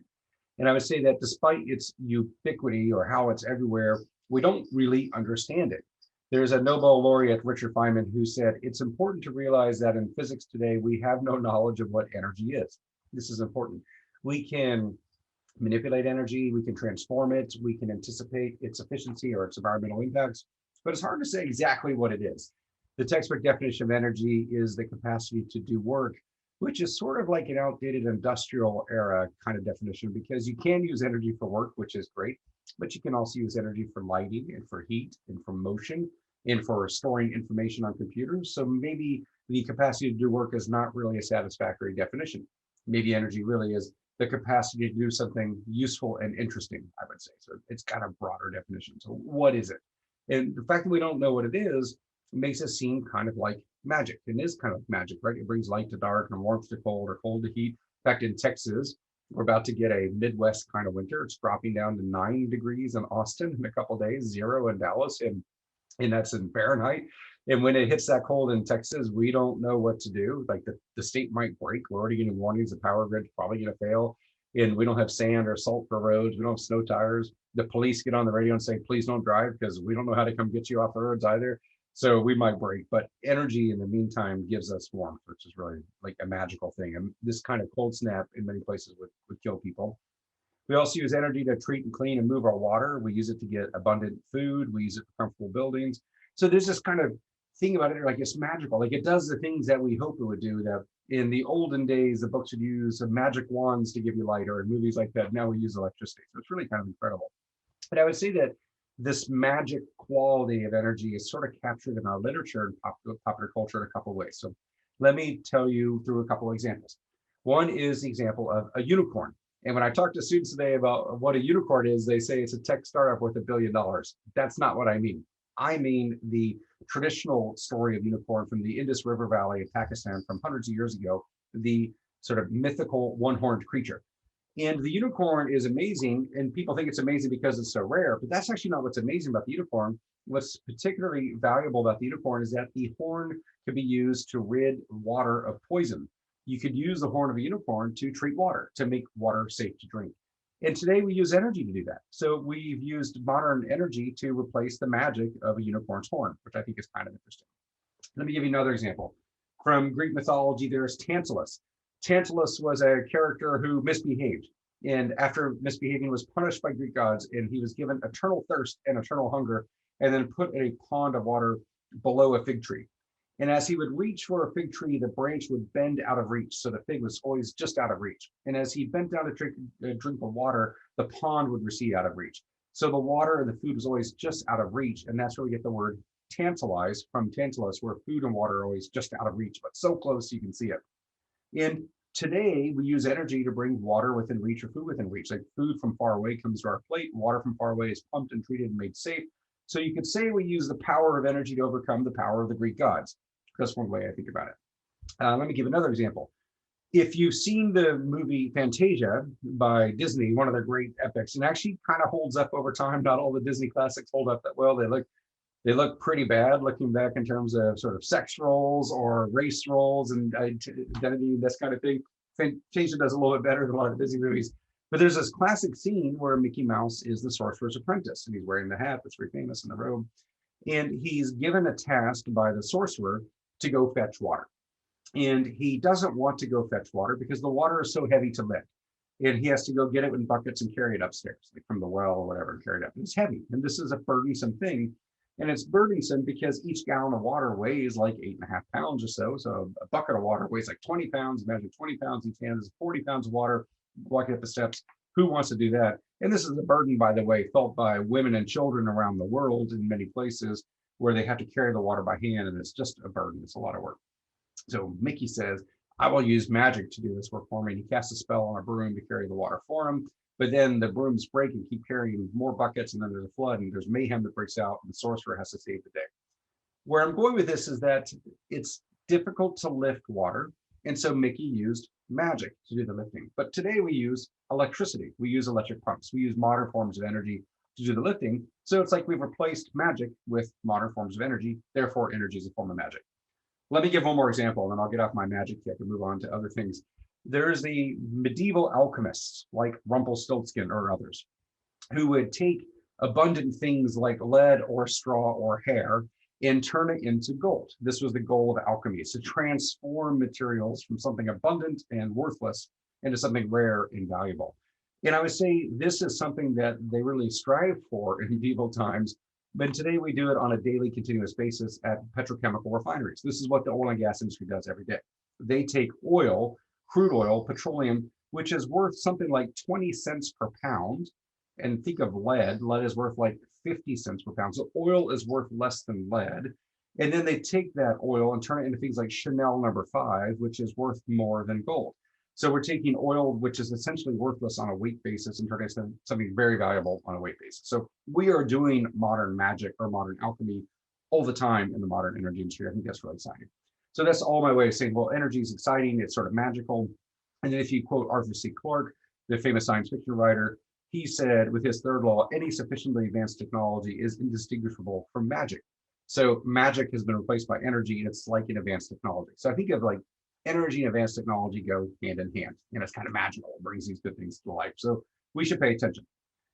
Another way to think about energy is with Smalley's list. So Smalley was another Nobel Prize winner. I introduced you to Richard Feynman just a few minutes ago, but there's also Rick Smalley, who was a professor at Rice University. And before he died, he got the Nobel Prize, by the way, for the Buckminster fullerene, the buckyball, the carbon-60 geodesic dome-shaped structure that enables materials with new properties and this kind of thing. And with Smalley, the last year's life, he went around the world giving speeches about the 10 grand challenges of humanity. And he put these challenges in order: energy, then water, then food, then the environment, poverty, terrorism and war, disease, education, democracy, and population. These are the 10 grand challenges. And he put them in that order for a reason, with energy at the top, suggesting that if we could solve our energy problems, then we can solve our water problems. Because if we have energy that's accessible, affordable, reliable, and clean, this kind of thing, then we can desalt the oceans or drill deeper water wells or move water longer distances, that kind of thing. Once we have energy and water, then we can have food. And once we have food abundance, we can worry about protecting the environment. It's hard to protect the environment if you're hungry. Then you can lift people out of poverty, which prevents terrorism and war. Then you can deal with disease and education, democracy, and population. And education is before democracy, because you need a well-educated people to have a full function democracy. Although I would suggest to you, we're testing that hypothesis right now as we speak. And then you get to population. And some people in the environmental community will start with population, but actually you can't deal with population without education. You can't deal with education if you're hungry, this kind of thing. So there are 10 grand challenges for humanity, and energy is at the top of the list. If we could solve our energy problems, it opens up the door to solve the rest of them. So we should do that. And if I wrap that all up into a summary, I would say that energy done the right way makes us healthy, wealthy, and safe. Energy done the wrong way makes us sick, poor, and insecure. So energy is important, it's ubiquitous, it's mysterious, it's highly capable, but it can really mess things up if we don't manage it the right way. We might as well take the time to do it the right way. What does that mean? Well, first, it's good to know how energy cuts across society. And so the 6 chapters of Power Trip, or the 6 episodes of Power Trip, the documentary series, are water, food, transportation, cities, wealth, and security. We use a lot of energy for water. We use a lot of water for energy. There's a relationship there where the energy supply chain depends on water for hydraulic fracturing or for leaching minerals out that we need for different devices. It's for cooling power plants. It's for moving energy goods like coal on barges or liquefied natural gas on ships and this kind of thing. And we use water to grow biofuels. We use water to clean solar panels. So we use water all up and down the energy supply chain.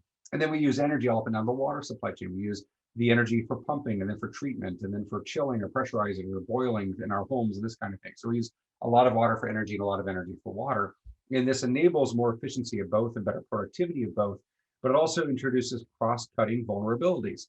If you have a problem in one, a constraint in one, you can get a constraint in the other. A power outage can lead to a water shortage. A drought can lead to a power plant turning off, or if the water's too hot or too cold or too abundant, a flood can turn off a power plant as well. So we have to have water just the right way, with just the right quality, just the right quantity to have the energy system work the way we want. And the energy system has to be available just the right way so the water system works. So a lot of interaction there. Same kind of thing with food. We use energy for the food system. And now with corn for ethanol, we're using food for the energy system, which might or might not be a good idea, as you've heard from some other speakers. But we use energy for food in a couple of ways. We use energy for the electric pumps for irrigation. We use energy to make the pesticides and fertilizers and other agrochemicals. We use diesel in the tractors for plowing and reaping and harvesting. And then we use energy like propane to dry the crops before they're stored. We use electricity for the refrigeration, diesel again to move it through trucks to the market. Then we use energy to refrigerate or cook the food, and then energy to take the food waste away. So we have a lot of energy overall going into the food system, and that gives us fresh fruits around the year because it's always in season somewhere around the world. It gives us 5,000-mile salads and a fresh taste from everywhere. And it really has helped us with food abundance and food security, at least in places like the United States and Europe. But it's also created this other problem of food waste. Let me put some numbers on it. Something like 10% of our national energy consumption is in the food system. 1% is in the food we ingest as a form of energy. The next 9% is in the refrigeration, the tractors and the chemicals and that kind of thing. Well, of that food system, we throw away like a quarter to half of our edible food. So we're throwing away perfectly good food in America because we have food abundance. That wasn't true 50 years ago. So modern energy and the green revolution with fertilizers and that kind of thing have enabled food abundance in a place like the United States. And so now we have food waste. And we throw away a quarter to half of our edible food. There is a lot of energy embedded in that edible food. A few percent at least of the national energy consumption is embedded in the food we throw away, which is enough energy to power countries like Sweden or Switzerland combined for a year for all purposes, just to give a sense of scale. So we have energy and water and energy and food. We have energy and transportation. Transportation is like 28% of our energy consumption in the United States. It's now the #1 source of carbon dioxide emissions because the power sector has been getting cleaner as we've shut down coal and ramped up on gas, wind, and solar. In transportation now is got to consider something new, more efficiency, maybe electrification, maybe biofuels, mass mobility, some of the things you just heard from the prior speaker, some great recommendations there. And transportation is both a great liberator. I mean, it's opened up the country and opened up the economy, and it gives us global supply chains. It's been very good for us in many ways, but has some of these downsides we have to manage. Cities are big consumers. 40% of our energy consumption is in cities. There's a lot of great things about cities with cultural opportunities and efficiency with living, proximity to jobs. And then there's some downsides in terms of the energy intensity, although it's less energy intensive per person in a city than say in a country or a rural area. And there's a lot of energy there to make it happen because you need urban lighting for public safety, you need traffic management, you need electricity for elevators and water pumps to lift our goods to the top floor of the building, that kind of thing. So modern energy and modern cities go hand in hand. You cannot imagine a skyscraper without modern energy. There's a reason why skyscrapers and modern energy came together hand in hand. One was because the modern forms of energy like coal that were used to make the steel to allow the taller buildings, but also electricity, which allow the electric elevators and the electric pumps for the water. Another aspect is wealth. We use energy to get wealthy, and we use our wealth to get energy. This goes hand in hand. Wealthy people use more energy, and the more energy you use, the wealthier you can get to some degree. And poor people tend to have less energy access. So this is something we need to solve as a world. And I didn't see Scott Tinker's presentation today, but I've seen him present before, and he usually really emphasizes this point about the importance of energy access, right? There's energy poverty around the world, 1 billion people without reliable access to electricity, more than that without reliable access to piped water or sanitation. And so we need to increase access to resources for a lot of people around the world. And then those of us who have access need to reduce the impacts of our resource use. And then there's a security element beyond the wealth element. Security is we use energy to protect ourselves. We use energy for national security, like to improve our weapons and improve our planes and this kind of thing. We also use our planes and our weapons to improve our access to energy. So energy is a way to get security, and security is a way to get energy. And done the wrong way, our energy imports, for example, could undermine our national security if we buy energy from people who hate us or have foreign policy goals that are in conflict with ours. So this is a challenge. This is the story, right? If we just look at energy in place and time with water, food, transportation, cities, wealth, and security, there's good news and bad news up and down this chain of ideas that's all about trade-offs. And there's a lot of good things we get out of energy, and then a few bad things we really need to manage. Now, take everything I just told you about modern society and recognize that it's going through some changes. It's going through a lot of changes simultaneously. And there are 6 demographic trends happening: population growth, economic growth, urbanization, industrialization, electrification, and motorization. So there's more of us from population growth. As we grow and have more people, each of us consumes land, food, water, this kind of thing. We want energy. As we get richer with economic growth, we consume more energy, land, food, water per person. So there's growth of people and growth in consumption per capita. So there's compounded growth in energy and resources. Urbanization and industrialization means we're moving from farm to factory, from rural area to cities. COVID is a counter trend on that, and we will see if that is a blip in time or a start of a new long-term trend. I have all sorts of ideas on that we can talk about if you want. But that shift in what we're doing and where we do is important. If we're using energy in factories instead of farms, it's a different kind of energy. It's usually going to be motors rather than agrochemicals, for example. And if we're in cities instead of rural areas, that affects the building energy consumption. And then on top of that, we have electrification and motorization, because as people get rich, they want mobility. They want gasoline for movement in their cars, and they want electrification for light bulbs and computers and this kind of thing. This is the set of demographic trends that are happening. Overlaid on that are 3 technical trends. We're moving towards efficiency. We're using less energy for goods and services than we used to.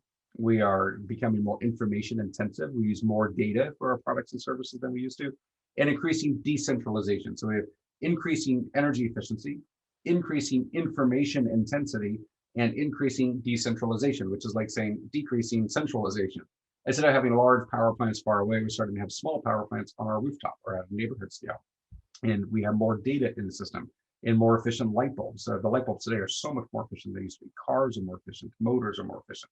So we have these 6 demographic trends with population growth, economic growth, industrialization, urbanization, electrification, motorization, 3 technical trends: efficiency, information intensity, and decentralization, all wrapped up in this 2-sided challenge I mentioned of increasing resource access for the billion who don't have it and decreasing impacts for the 6 billion who do have it. This is the challenge. We can't just clean up our mix. We have to clean up our mix and increase access. Thankfully, we've been through something like this before. We're going through an energy transition. It has already started for a variety of reasons. We've done that before. Within lighting, we went from solids like candles or torches to liquids like whale oil to gases like town gas, eventually to electricity. And even within electricity, we've changed several times from incandescent to fluorescent to light emitting diodes for our lighting. With mobility, we went from muscle power to water power to wind power to steam power to liquid fuels like gasoline or diesel onto electricity. And then heating, we got from renewable solids like wood or coal to fuel oil and gas and electricity. So we've done these transitions within individual technologies and fuels. And overall, there's been a lot of good news along the way.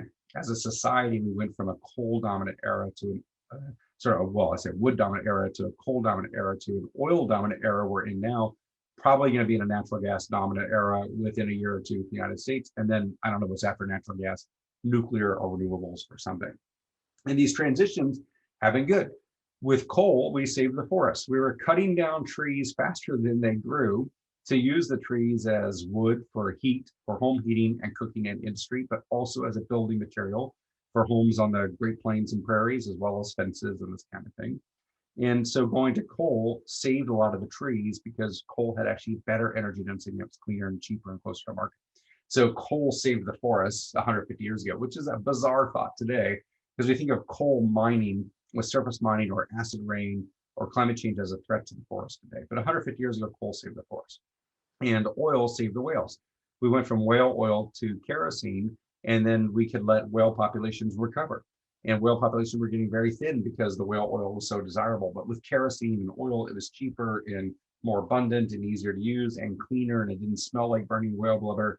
And so that saved the whales. And today we think of oil as a threat to the whales from offshore production, but 150 years ago, it saved the whales. So these transitions in the past have been very good for us. We get higher performing, cheaper, better forms of energy, and that's going to happen again.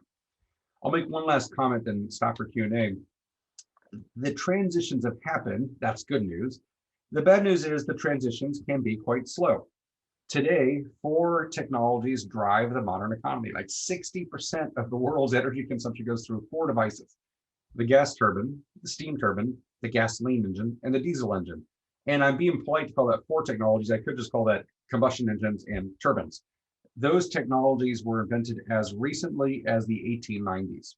So think of this like 1876 for the gasoline engine, 1893 for the diesel engine, 1791 for the gas turbine, and 1884 for the steam turbines. And this is incredible. The entire modern economy is running on technologies 130 years old. So maybe it's time for us to get something new. Well, how about wind turbines? Those sound new, except those have been used for electricity since 1888. Solar panels seem like a good idea. Those are new. Those were first deployed in 1893. Fuel cells are space age, right? We got to use fuel cells and hydrogen. Those are first demonstrated in 1839, the same year that James Prescott Joule predicted that electric vehicles would take over from steam or heat-driven machinery, which is incredible. What about the idea of using wind to make fuels? We talk about this wind to power kind of thing. Well, the Dutch did that in the 1700s. They had windmills that would crush oil seeds to get oil they could burn for heating and lighting. It feels like there's no new idea under the sun, which is why we need faculty and students who are really smart at Ohio State and elsewhere to come up with some more innovations. I feel like there should be some new stuff that was invented more recently than 1893. Again, it's time for some breakthroughs and some innovations. And so I think that's where I think we're in a transition. We've been through transitions before. Transitions take us to a better place. It's going to happen again. Is there anything we can do to make it go a little faster so we can stave off the worst effects of climate change, but in a way that's economically prosperous and robust and that kind of thing? And I think overall, I would say that the energy system is important enough to matter, which is why I appreciate the opportunity to speak about it with you, and hopefully in seconds to answer your questions and hear from you. And I'll close by saying that the context is important, but we need something new. And I think what we need is new thinking in particular. We need long-term global thinking instead of short-term local thinking. As it is in the United States, we tend to make decisions based on what affects us today in our backyard. But we have to make decisions with climate change that will affect people who have not been born yet. And when they will be born halfway around the world.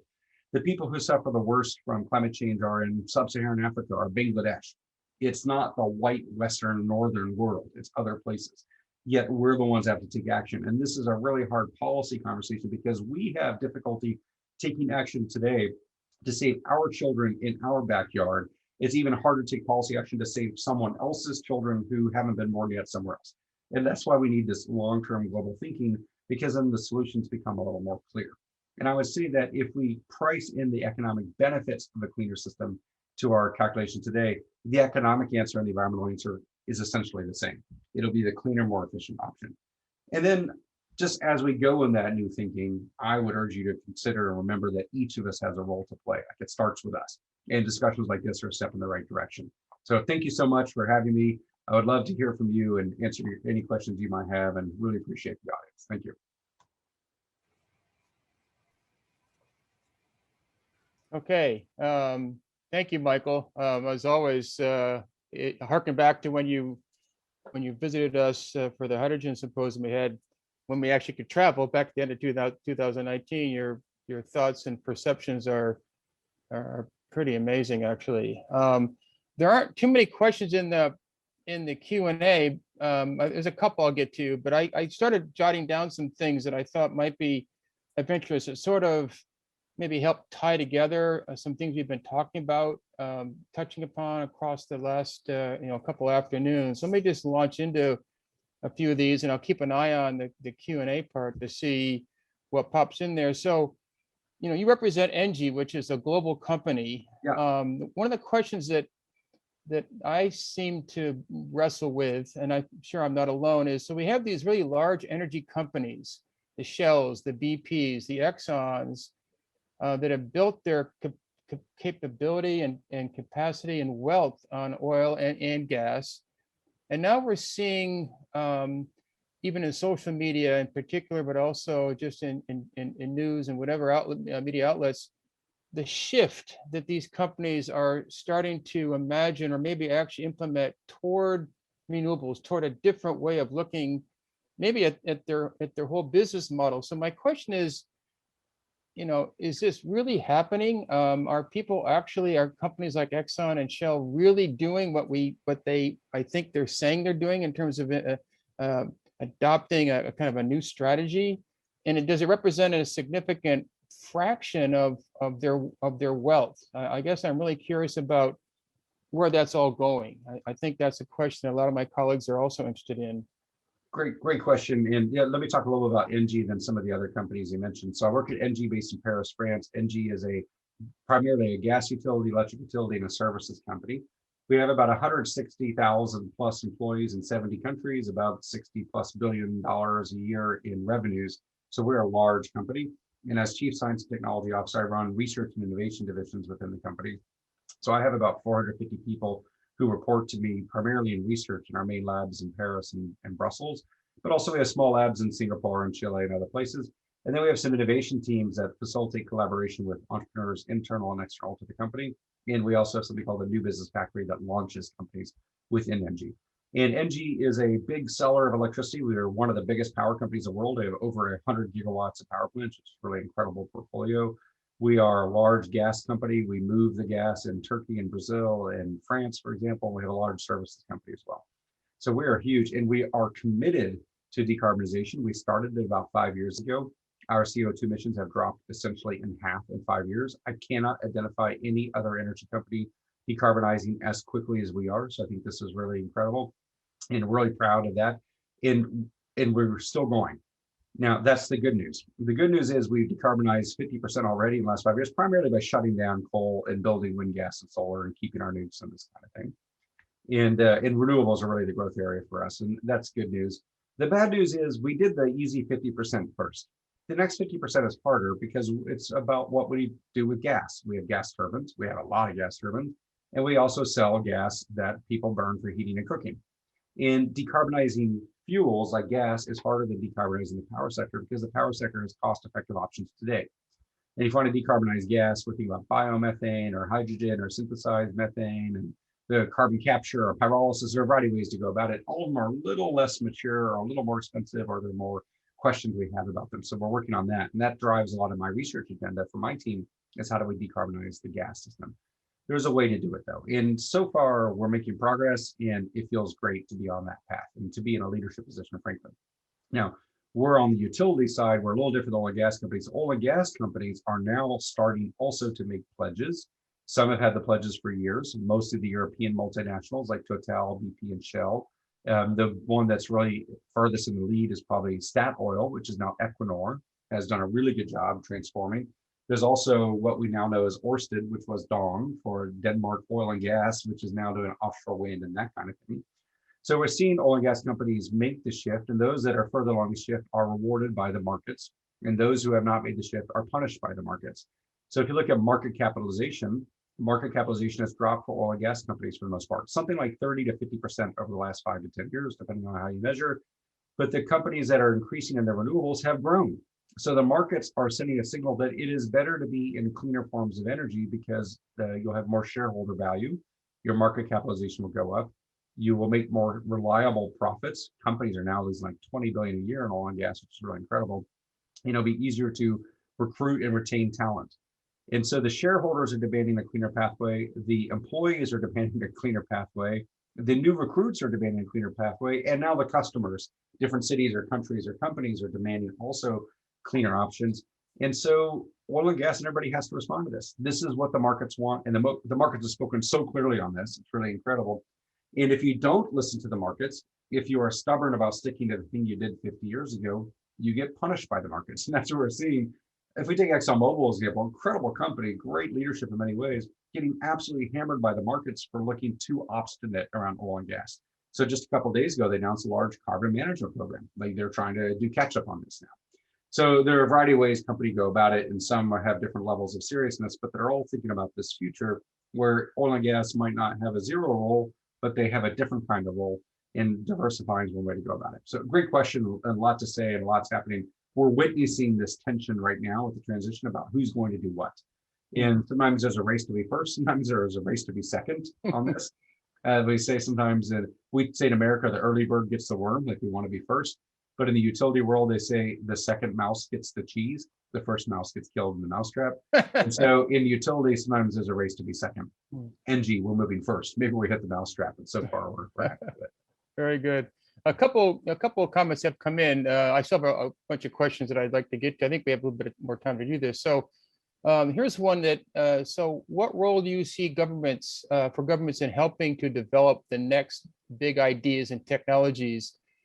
Can you speak about how European countries approach supporting R&D versus the US?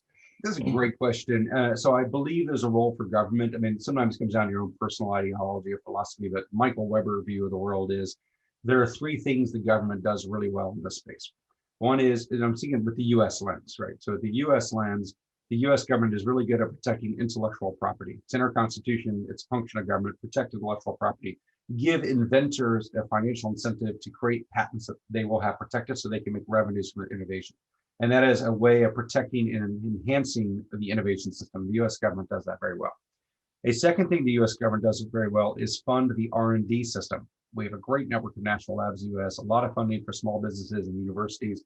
Our university system is sort of the envy around the world and this kind of thing, and that's part of the innovation system. So the universities, or I say the government can prime the pump or fill the innovation pipeline with R&D, and then protect those innovations with the IP. So that's the second thing the government does well. A third thing the government does really well is set standards. Or when the government does, I think it's effective. It might be a performance standard, an environmental standard, a safety standard, a labor standard, a fuel economy standard, efficiency standard for appliances, that kind of thing. And if the government sets the standard, funds the innovation pipeline, protects the innovation pipeline, and then lets the markets do the rest, in my opinion, that's best. I think the government is bad at dictating what we have to use in terms of which fuel or technology. I think the government's bad at setting the price. I'd like the markets to figure out what we're going to use at what price within the rules, the standards set by the government. So government should be the referee to set the rules, and then the companies and private industry are the competitors on the playing field within that. So I really like the US doing those three things: R&D pipeline, IP protection, standard setting. Europe does many of those things as well. They think about IP protection, certainly standard setting, much more active standard setting. KIS sort of dabbles with mandates more than the US, but the US also has mandates. Republican President George Bush pushed for a mandate on corn ethanol, for example, and signed as Governor Bush in Texas mandates for renewables in 1999. And so their mandates are something we're not afraid of. And there's actually bipartisan support for mandates in some weird way that doesn't match the caricature. But what Europe does differently in R&D is it's a less robust national network of labs, a different model at the research level at universities, but much more deployment oriented. So if we look at what the EU is doing with hydrogen, for example, it's 500 billion euros, 500 billion with a B euros around low carbon fuels and hydrogen, really deployment oriented, less on the fundamental R&D. And so the US, we had the government do more on the research and let the markets deploy. In the EU, well, it's not the EU doing the deployment, but they're funding the deployment. So it's more deployment oriented. And actually, there's a good philosophical debate happening in the US right now. Like, well, do we need more R&D or do we need more deployment? It's actually sort of a question. And Europe's going more deployment model. Like, let's build it. And the US are like, well, let's invent it. So we have these strategies. I have a feeling that we need both to succeed, frankly. So I do see some subtle differences. Europeans are not afraid to do strict building codes on efficiency. They're not afraid to say, you just can't do that anymore and have mandates or prohibitions. And there's a lot of arguments about whether that's efficient, but it certainly can be effective. In the US, we tend to use markets, so we often get to problems late, but then solve them quicker. So that's kind of the way. Let me use COVID as an example. In the US, we are going to suffer more from COVID than just about every European country. We're going to have more hospitalizations per million people, more deaths per million people. We will suffer more because we don't have the same kinds of mandates as they have in Europe with curfews. But we're also going to recover more quickly because we'll roll out the vaccine faster and get back to business. So in the US, we suffer more, but then recover faster. And we're going to do the same thing with climate change and other things. We'll get to the party late and then solve it quickly. Okay, great. So here's another one. See if I can capture this. So this question is this helpful new thinking? Carbon fee and dividend or dividends. So the comment is use regulation to put a price on the externalities, carbon dioxide emissions of burning fossil fuels, and turn the money back to people who will find reasonable, but not necessarily perfect ways to manage the cost of their uses of energy by shifting to things that have lower carbon emissions. I mean, I like that idea. I would say that's a great idea. It's not new thinking. I think it's been around for about 30 plus years in some form or another, has trouble getting through Congress. So Congress has trouble passing taxes. Congress has more ease passing tax credits or tax cuts. New fees or taxes are more difficult for Congress. So carbon fee, carbon tax, carbon price, carbon fee, and dividend often dies because of that, even though economists will say this is a relatively efficient way to go. If you ask economists, like 98% will say, you want to end carbon pollution, put a price on carbon pollution. You want to make it more politically palatable, have that price on carbon pollution come back to the people where you have incentives that reward certain behaviors. So it's a great idea, and I applaud you for it. I think that's a way to go. Hard to do politically. And so that's not the American way. And I don't think Biden with a Democratic Congress is going to do it either, frankly. There's not a lot of support within the Democratic Party for it, even if there's one party control in Congress. So I'm not sure that's the way we'll go. I have a feeling we'll do the other American way, which is drive down the cost of the cleaner option. We like cheap stuff. So let's make the good stuff cheaper. It's sort of the approach we'll take. Right. It's like the 3M. We don't make the product, we just make them better, right? Or whatever that, whatever their motto is. Policy. We don't make it better, we just make it cheaper. Yeah, exactly. Yeah. Okay. So here's a comment. Start out, says the previous keynote speaker pointed out the impacts of renewable technology due to materials use, water use, etc. I think he's referring to Scott's talk. Along with ENGIE's decarbonization goals and efforts, are you also thinking about the impacts of alternate technologies? What are your thoughts on how to deal with the trade-offs and impacts? Yes, you heard from one of your prior speakers on the panel as well, that the CO2 or greenhouse gas emissions is one very important metric. There are other metrics like land use. And land use is it land that's been ruined or partially used, or there's water use, which could be borrowed water or consumed water. There are other pollutants you have to worry about in terms of air pollution and smaller kind of things. So there's a variety of things you have to look at. And if we just look at CO2 as the only factor and we leave out other factors, I think we can make the wrong decision. So we need to be more comprehensive at how we look at it. And at ENGIE, we do that. So we really focus a lot on CO2, but we focus on water and land and everything else. And generally speaking, the cleaner options also have lower water and land use impacts. Let me talk about water, which is something I really know a lot about and publish a lot about. Is the water used for traditional power plants like coal or natural gas or nuclear power plants use a lot of water. In America, they use more water than all the farms combined because they need it for cooling. And if you go to wind turbines or solar panels, you don't need the water for water cooling. There's barely any use for manufacturing. You're not using water for the fuel like you do with hydraulic fracturing or for coal mines for dust control. And so you get a lot of CO2 benefits from wind and solar. You also get a lot of water benefits. Land use depends on what you do. In solar on rooftops, there's no land use impact because the building already took the land, so the rooftop's no problem. Industrial scale solar out in West Texas or somewhere does have land use impacts. In some cases, it really takes that land out of production for other things. But if you combine it with agriculture, we have a lot of research on this, it improves the crop productivity because it helps reduce how much water is lost, and it cools the plants so they grow more, and the plants cool the panels so the panels produce more. So instead of it taking land out of productivity, if you do it the right way, it increases the land's productivity. And if you put solar panels over water reservoirs in the desert west, it reduces water evaporation and increases solar panel productivity. So even the land use impacts, which can be significant for renewables because renewables have less energy density than fossil fuels, they are more diffuse, you need more land, but you get dual use out of the land. We have wind turbines with ranching or wind turbines with farming, and we have solar with all that. So we have to think about land use impacts, and that tends to be a benefit as well. I think the best examples of how it really works is in Iceland, where they use geothermal almost exclusively, and they have no CO2 emissions practically, and it's very reliable 24/7 baseload power, and they don't need much water, and they got plenty of water anyway because you use salt water. So we have to take all these factors into mind. The answer varies from place to place, but renewables end up looking very competitive on cost, performance, and environmental impact on all those dimensions. Great. Yeah, we're getting a little close to, I think you have to probably bail. We got a few minutes. So a question about, so maybe this is a little redundant, but it dovetails on some of the discussion. So what key technologies is ENGIE taking a hard look at right now? I mean, I know you have a hydrogen business unit. Are you looking at electrolysis and PV to solar to electrolysis? Are you looking at these technologies? I'm just curious. Absolutely. We're looking, hydrogen is one of our biggest areas. So we have labs on 23 different themes: solar lab, a wind lab, a geoenergy lab, this kind of thing. But there are three categories. One is low carbon energy sources, low carbon electricity, low carbon gases.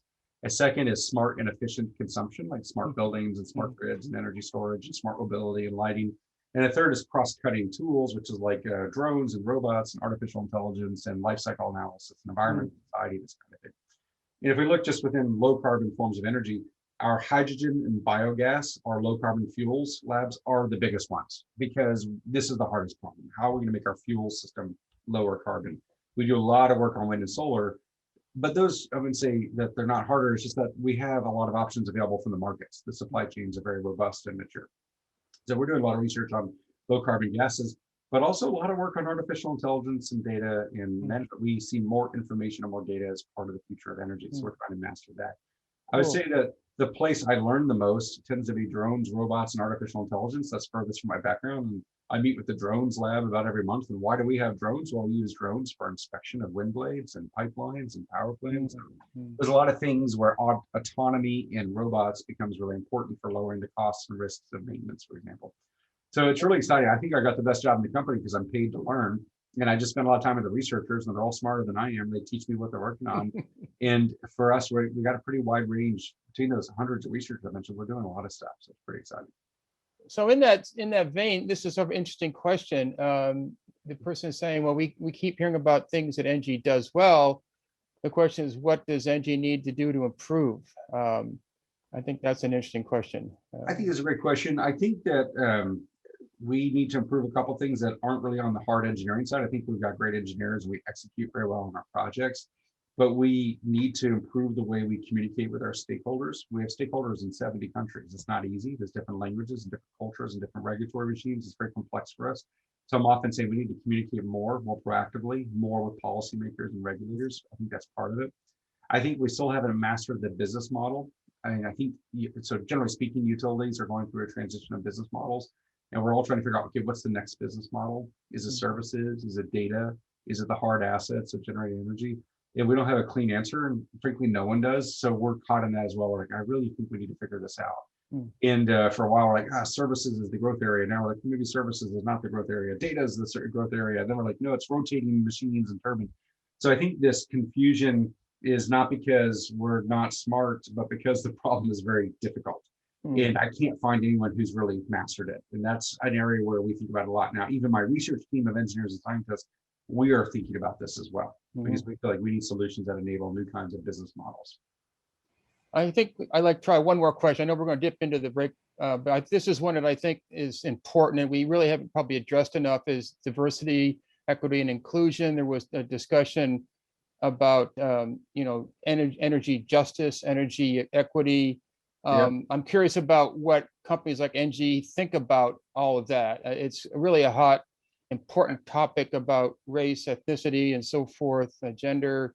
I'm so glad, you asked this question. I'd like to close with this question because it's a really important one. I don't think we've addressed it enough actually in this symposium, but maybe you can provide a few quick comments. I'm really glad to get this question. So I actually have a book coming out in about a week that's on this topic. I wrote the co-author.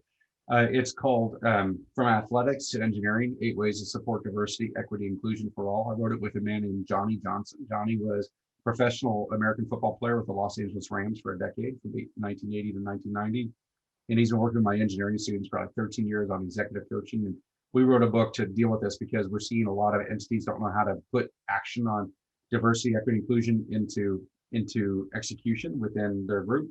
And it's something I see from my experience in the energy industry. A lot of glass ceilings are part of the problem. So we don't have the right kind of diversity on the decision-making side.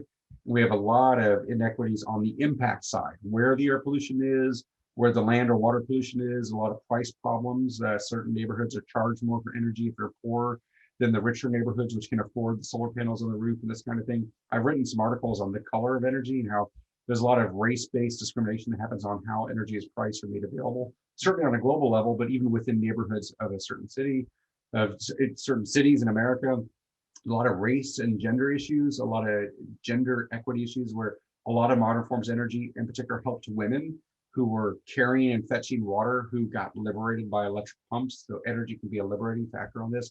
Great topic, and we need to think more about this. I will tell you from the ENGIE perspective, as a French company, we're in 70 countries. We deal with a lot of religions, a lot of ethnicities, a lot of races. We have no specific race-based goals of any sort. We just don't think about it that way. And actually, France doesn't. France actually doesn't take data on race. In the US, our census takes race data. So we know the racial makeup of America, how many people are white or black and this kind of thing. In France, they don't do that. They have zero data on this. They don't think about race this way. And they instead think about gender. So ENGIE has very aggressive gender diversity goals. We have an aim to be 50-50 on gender balance among management positions by 2030.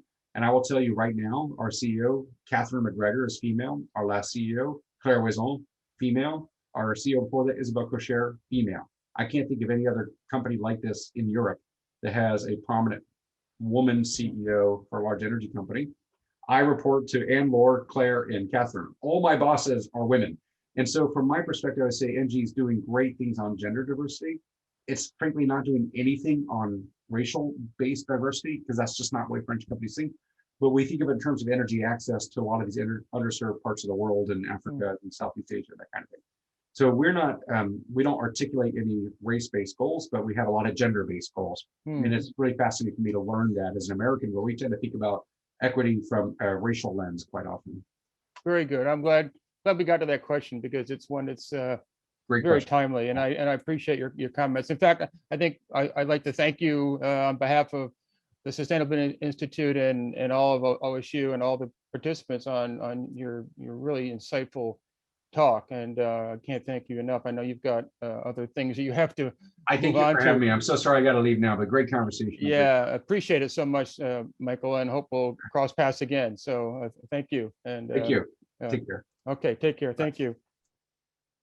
So I think we'll take a break now, and we'll be back at 4 with their final session, which I think Jeff Bielicki will lead. So I hope you'll hang around and join us in a few minutes at 4. Thank you.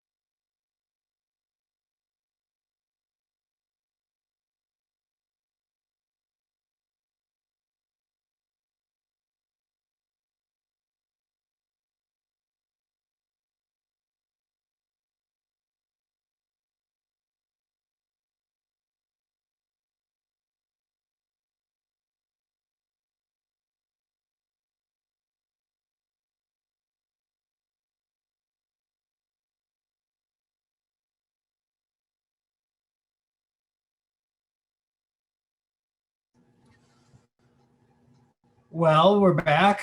It's now 4 o'clock and we're on to our last session. And I'm back for those of you who were not with us yesterday. I'm Jeff Bielicki. I am the other half of the research co-leads for the Sustainable Energy Program at Ohio State's Sustainability Institute. Along with Dave Cole, we set a lot of strategic direction for how things how the Sustainability Institute approaches issues with energy. One of the themes in Michael Weber's talk just before this session was the role of universities in the energy innovation system and in educating and training the next generation of people to move the ball forward in addressing grand challenges around energy. And part of what this session is really about what we're doing at OSU. It provides a snapshot of what's going on. Everything from the climate action plan to this partnership with ENGIE. But first up, we're going to talk about our National Science Foundation National Research Traineeship, the Empowerment Program, which part of the goal of this effort is to increase the diversity of the talent pipeline that we're educating to go out in various careers and address these grand challenges for energy. So with that, I will let Diane, who is the program manager for our empowerment program. Take it away, Diane.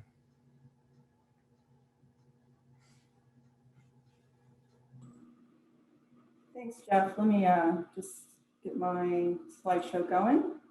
And sometimes I have problems with my audio, so if I do, let me know and I'll switch to a headset. Otherwise, hello everybody. My name is Diane Bogrot. I am the program coordinator for the Empowerment National Science Foundation Research Traineeship Program here at Ohio State. Today, I want to talk to you a little bit about what the Empowerment Program is and how it's important for moving Ohio State forward toward our sustainability goals. As we've been talking about over the last 2 days, there's a pressing societal need to transform energy systems to reduce greenhouse gas emissions and be environmentally, socially, and economically benign. And the infrastructure we have in place is insufficient. So the question becomes, how do we create solutions that integrate new energy technologies with innovations in policy, markets, and business strategies to achieve this societal goal? Well, to address this challenge, Ohio State has created the Empowerment Program, which provides interdisciplinary training in energy system modeling, data science, energy policy, business, and energy technologies to the next generation of innovative leaders in sustainable energy. The program is open to any PhD student here at Ohio State in an energy-related field, and the program is designed to supplement their PhD studies. I do want to emphasize that it's not a standalone PhD program at this time. We have several goals for the program, which include augmenting graduate education through interdisciplinary training in sustainable energy systems for PhD students enrolled in the STEM graduate program. We hope to create cohorts of students working as part of multidisciplinary research teams with our faculty and multiple energy sector partners.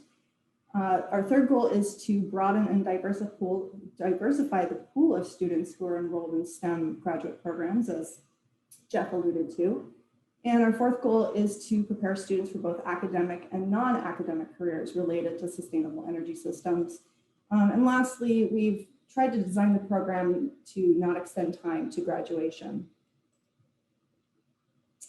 So as I mentioned in my introduction, the program is an NSF research traineeship program. It's funded by a $3 million grant from the National Science Foundation, and it provides funding for 1-year program development and 4 years of program implementation. We also have additional support from the Graduate School and Office of Diversity and Inclusion. After 1 year of planning, we launched the program in August of 2020. Our first cohort was composed of 9 students drawn from various disciplines within engineering and FAES. And we anticipate training about 80 PhD students in the first 4 years of the program. In addition, we offer 1-year NSF fellowships to outstanding applicants on a competitive basis. And we expect to award roughly 8 fellowships annually over the first 4 years of the program. This is our core team. It includes myself as well as 15 faculty from 7 different colleges, and it's led by Professor Ramtin Siashansi. who is our program director. And as you can see from this graphic here, many of our faculty team have overlapping appointments within different colleges, institutes, and centers around campus. We've also been working to create a broader group of affiliated faculty that are working in energy-related fields to expand our reach around campus, to bolster our recruitment efforts, and to provide additional opportunities for interdisciplinary collaborations. Currently, we have 19 affiliated faculty in addition to our core team of faculty, which extends our reach to 9 different colleges across the university. We also have additional contributors that assist us with recruitment, external engagement, program sustainability efforts beyond the life of our grant, and continuous evaluation of the program to ensure that we are meeting our learning objectives. As I mentioned, we're collaborating with 7 different colleges and various centers and institutes around campus, including Sustainability Institute. And we are also working in collaboration with the Graduate School and Office of Diversity and Inclusion on recruitment efforts and support of our students. As part of our effort, we've also formed an internal advisory council, which consists of key senior administrators across campus. And they're there to help us in our efforts to expand and broaden recruitment, create additional partnerships across the university, and develop a strategy for securing long-term funding to support program sustainability beyond the life of the grant. Lastly, we have a multitude of different external partners that we engage with on a regular basis. Several of these partners provided valuable input to us in the development of the program. We also have created an external advisory council, which is led by ENGIE and consists of a subset of these partners who provide us ongoing input on program evaluation and refinement. And many of our partners are also involved regularly with various program elements and activities, including speaking engagements, delivery of course content, internships, mentoring, and providing research problems, you name it, they help out. Okay, so now I want to talk a little bit about the benefits for students. As I mentioned before, the program provides broad interdisciplinary training for future energy careers, and it's based on preparing students for future employer. It's based on preparing students for future employer needs. It provides development of professional networking and communication skills, along with academic and non-academic advising and mentorship. As I mentioned before, we offer competitive 1-year empowerment fellowships, and students receive a GIS designation on their transcript based on the coursework they complete. And lastly, like I mentioned before, it's geared for both academic and non-academic career paths. So some of the key features of our program include a boot camp, which we host for incoming trainees. They participated in it at the beginning of their traineeship. And it's a 2-week intensive training that introduces them to a sustainable energy challenge that they work on throughout the duration of the boot camp in small teams and just explore the problem in general. During this boot camp, they also get to hear from professionals working within the energy sector and who share their career stories and thoughts on the challenge problem. And then students also get to participate in professional and communication skills training throughout the boot camp. As I alluded to before, students are also required to complete 19 units of coursework as part of their participation in the program. They do this through a graduate interdisciplinary specialization, or GIS, in data-driven sustainable energy systems. It consists of a set of 6 courses that introduce them to different aspects of sustainable energy systems.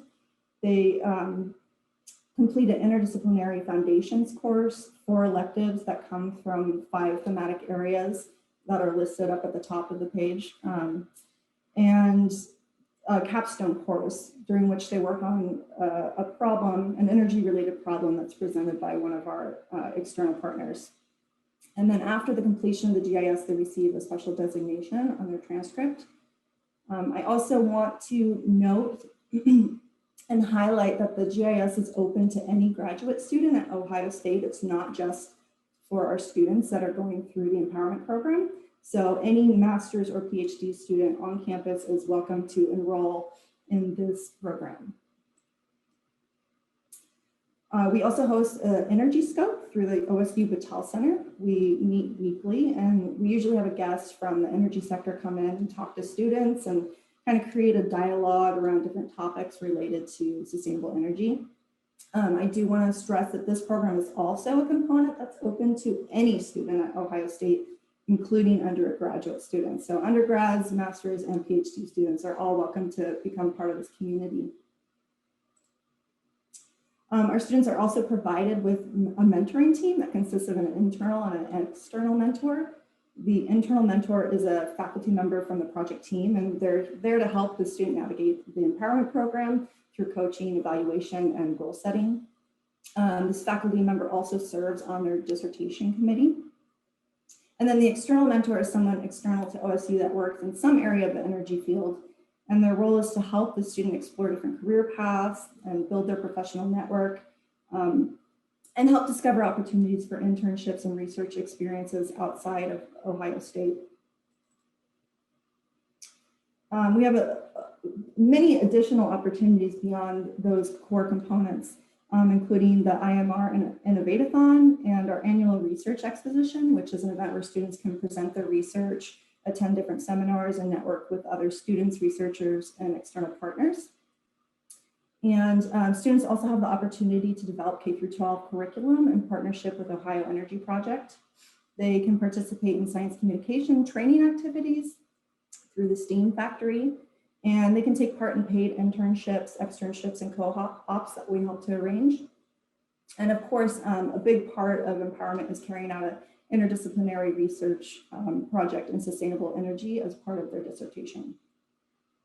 I also want to mention that we're in the process of implementing our summer research program, which is designed to offer students who are new to research the opportunity to work on an energy-related research project in a lab here at OSU over the summer.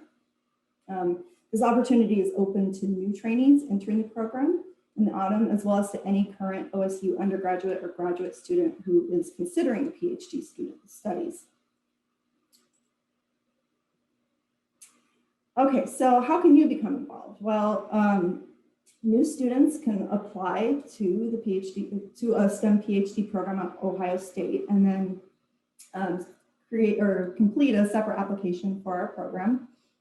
Like I mentioned, we're not a standalone program, so they do need to get admitted to a PhD program in order to participate in that program. Existing students, they can also apply to become an empowerment trainee. I kind of recommend that if students are beyond their first year of PhD studies, that they speak with me about whether they can complete the requirements of the program in a good time, because if they're beyond their first year of study, it might be harder for them to complete the GIS, which is a pretty heavy component there. Students who aren't interested in participating in the program, but are current master's or PhD students, can enroll and complete the GIS on its own, or they can, of course, participate in the energy scope. For faculty, our biggest ask of you is to encourage students to apply. If you want to get involved beyond that, we have a affiliated faculty group that I mentioned before, and that can open you up to different potential research opportunities, mentoring, teaching, and has a lot of different benefits that you can explore. If you want to learn more, please visit our website. We've got a lot of information on there about our program, and that's where students can find our application. We are still accepting applications on a rolling basis until June 1st. And we do have several fellowship opportunities still available. So if you're interested, or if you have an interested student, please encourage them to apply. And of course, if you have any additional questions, I'm happy to speak with you. My contact is bogrot.1, or you can also reach out to our program director, Ramtin Siashansi. His contact is siashansi.1. And thank you.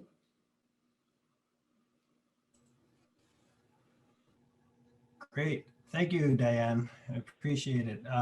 Next up, we have TJ Wood, who is going to talk about the partnership with OSU ENGIE Axiom Partnership. TJ, the floor is yours. All right, can you guys hear me? Yep, you're good. All right. Okay, well, everyone, thank you for having me. My name is TJ Wood. I am the Energy Program Manager at Ohio State University. I sit in the Office of Business and Finance, specifically in the Energy Innovation Office. And one of our primary roles is to manage the partnership with Ohio State Energy Partners. And that's, what I'm going to be talking about today. But we also deal with procurement of commodities, so energy commodities, power and natural gas, and then really anything that looks or smells or tastes like energy, we typically, have our hand in some fashion. I wanted to give a brief overview of campus. We have a lot of people coming every day, students, faculty, staff, critical research, healthcare. We have a major hospital system, obviously some stadiums, and we have our own electricity, natural gas, steam, and chilled water distribution. We have our own utility system. And really what I'm trying to say is, campus is like a small city. And, the talk, right, the title of this session is, what is Ohio State doing? So we asked ourselves that question. And if I were to ask this group, what are some of the core missions of the university? You might say education or research and maybe healthcare. You probably would not say running a utility system, right? It's obviously required. We need power, we need to heat and cool our buildings, but it's not part of our core mission. So the university asks itself, is there a partner that can come along that this is, more in line with their core mission? Is there a partner that can run our utility system better, cheaper, and faster? So in 2017, the university entered into a long-term, a 50-year concession agreement of the utility system with Ohio State Energy Partners. Ohio State Energy Partners is a 50-50 consortium between ENGIE and Axiom Infrastructure. So ENGIE is our operator on campus. You might see, trucks or people with a ENGIE uniform on. They are operating our utility system.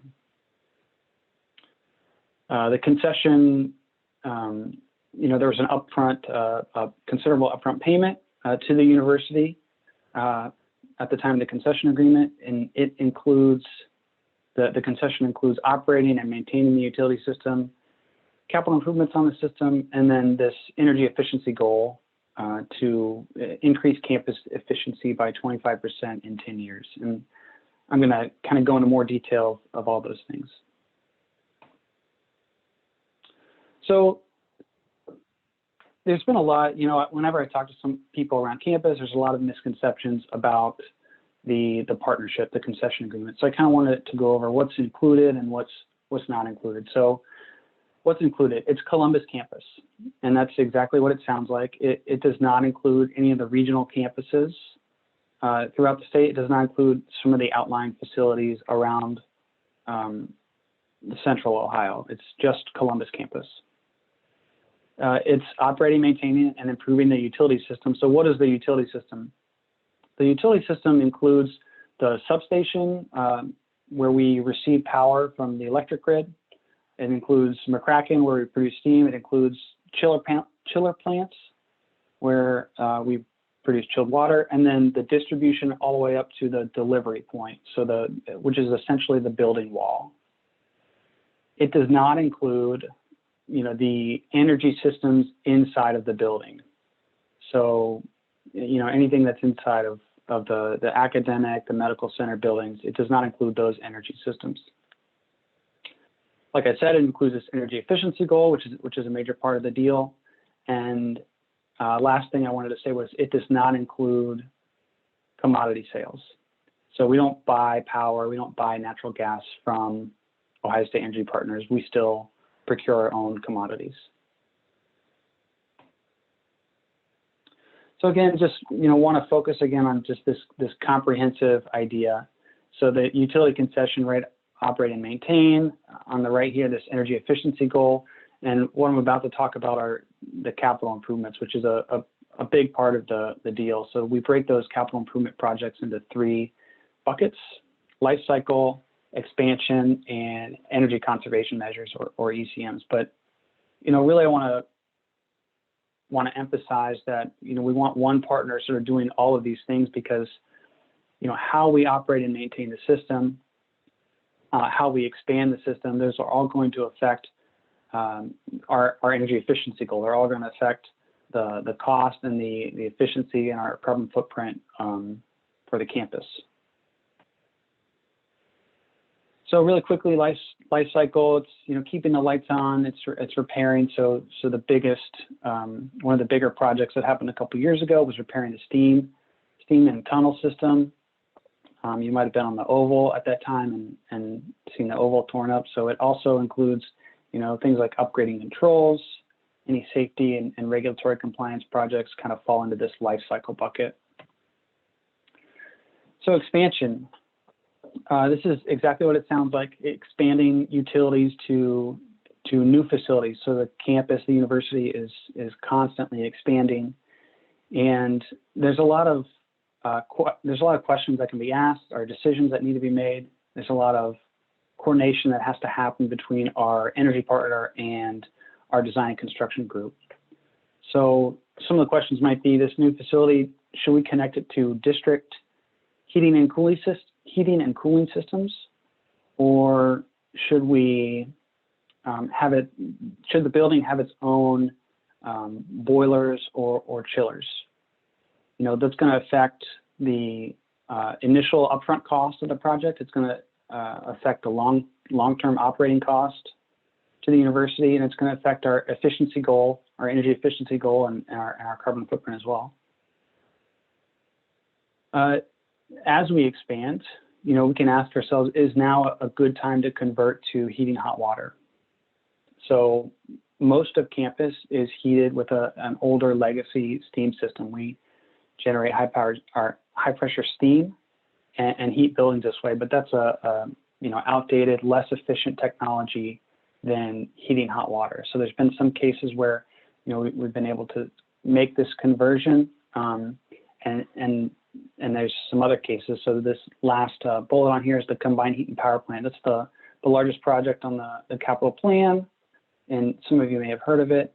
It includes generating electricity on campus and using some of the waste heat from that generation to put into our heating system. So this diagram just shows some of that heating network, and we're actually using that to heat 3 new buildings on West Campus. And lastly, so the energy conservation measures, ECMs, some projects that have already happened. There's been a lot of LED lighting projects. That was some of the low-hanging fruit. This included converting some of the lighting for the external light poles around campus, the kind of iconic Buckeye light poles, also interior and exterior building lights. One of the major parts of this program is to do campus-wide building audits, so a detailed audit of each building essentially, and then going into the building and performing some updates to the energy systems in that building to make it more efficient. And then the last project I wanted to talk about here was a district heat recovery chiller. So if you think about, in the summertime, if you walk outside your house to your AC unit, you can put your hand over it, you feel all this hot air coming out. So, that's heat, right? That's being pulled out of your house and released into the atmosphere. So in the summertime, on the hottest day of the year, the university still has a heating demand for various reasons. So what these HRCs, these heat recovery chillers, is we're actually collecting that waste heat from the chillers. We're producing chilled water to cool the buildings. We're collecting that waste heat, and we're putting it into our heating system. And that's probably one of the larger impacts on our energy efficiency, this EUI. So the energy efficiency goal, it's reduce the energy use intensity, the EUI, by 25% in 10 years. So the EUI is measured by the energy consumed over the conditioned building space.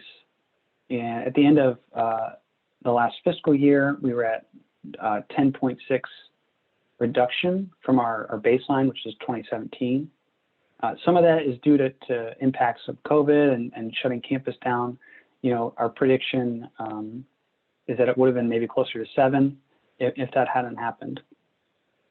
But you know, the company's well on their way. I think the partnership's been, you know, pretty successful. There's been a lot of growing pains, but it's been a good endeavor and very comprehensive. So that's what my office is pushing for, is to keep comprehensive management in mind. So with that, I think I'll pass it off to Mike. Great, thank you, TJ. Yeah, next up we have Mike Shelton, Associate Director at the Sustainability Institute, who's here to talk about the OSU's Climate Action Plan.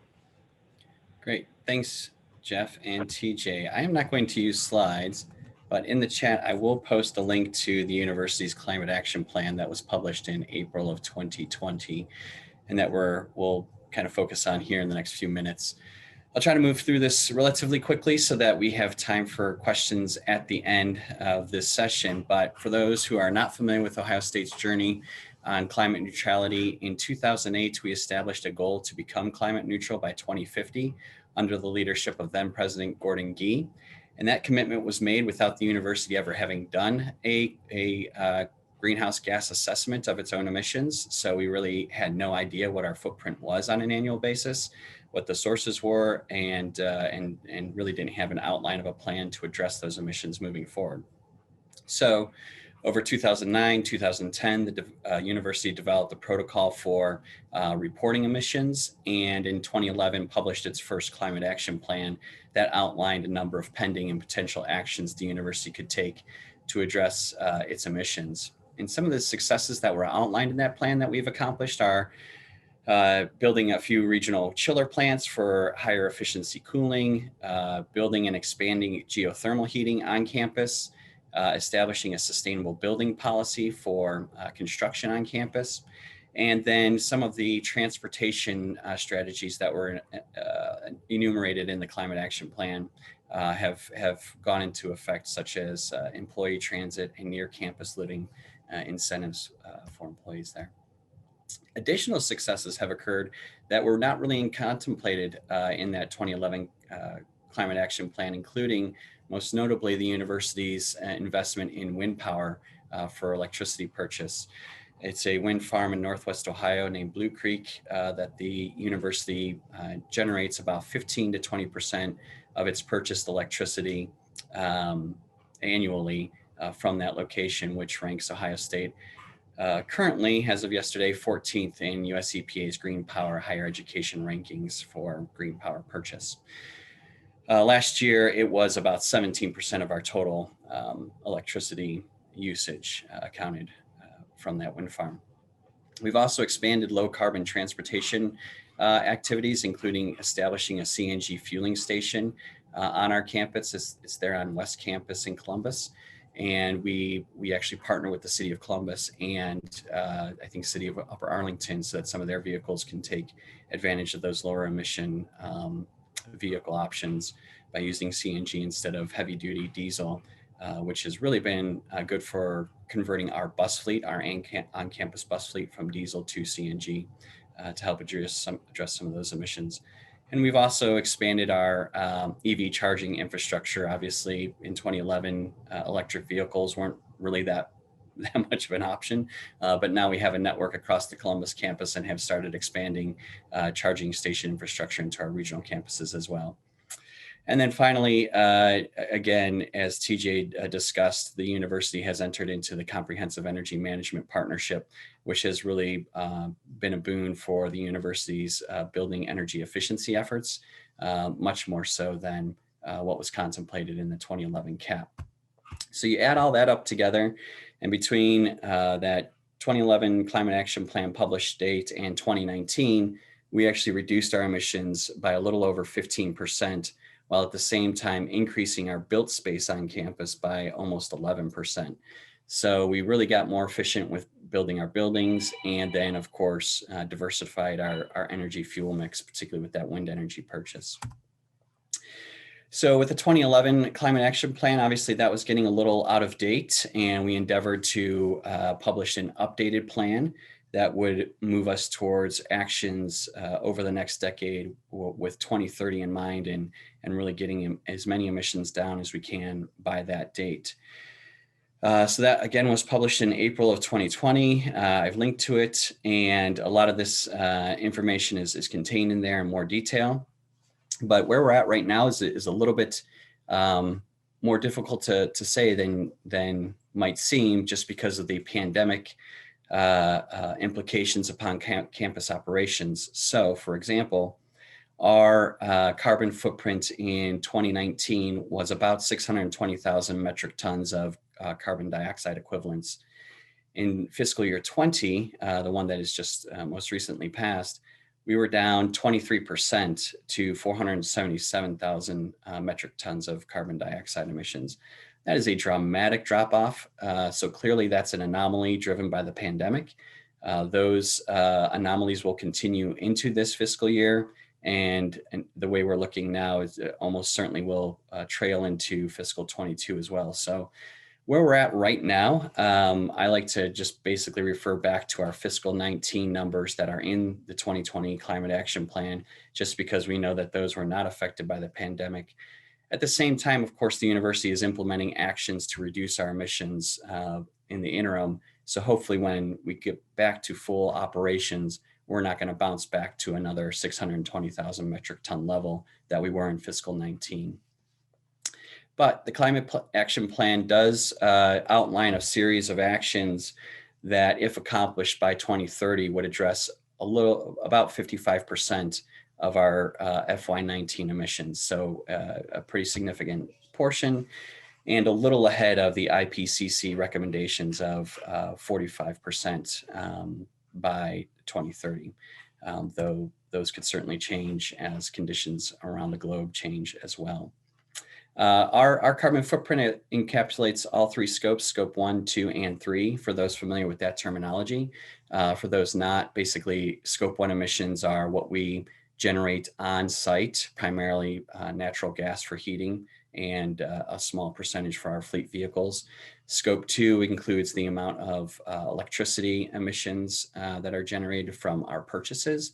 And then finally, scope 3 is basically everything else. For us, that's primarily students, staff, and faculty commuting and travel, particularly air travel.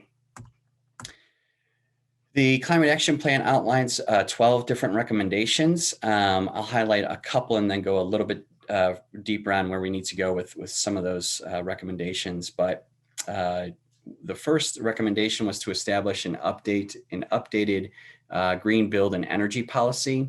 And I'm excited to say that earlier this month, the university checked that box. We, with the help of our administration and planning office, have implemented and rolled out a new green build policy that is really more aggressive than what we had in place, particularly for building energy use. It establishes specific EU-wide targets for the variety of different kinds of spaces we see on campus and utilize on campus. So it will really help drive decision-making to be much more oriented towards limiting the amount of additional emissions we generate from new buildings moving forward.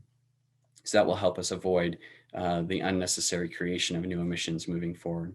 Obviously, TJ talked about the energy conservation measure program that we have in place with ENGIE, and that is really helping lower our building energy use now, and will certainly move forward over the next number of years.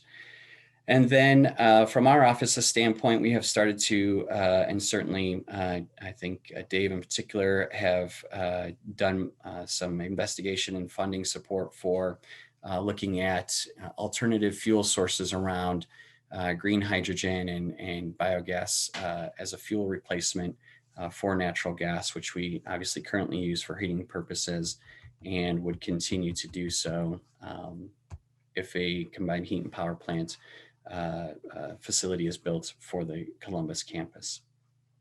But there's a number of actions that are kind of waiting additional attention from the Climate Action Plan. And the first of those would be we had some foresight to say that the university should be looking at more aggressive learning and working from home policies. We did not know that a pandemic would essentially make that reality.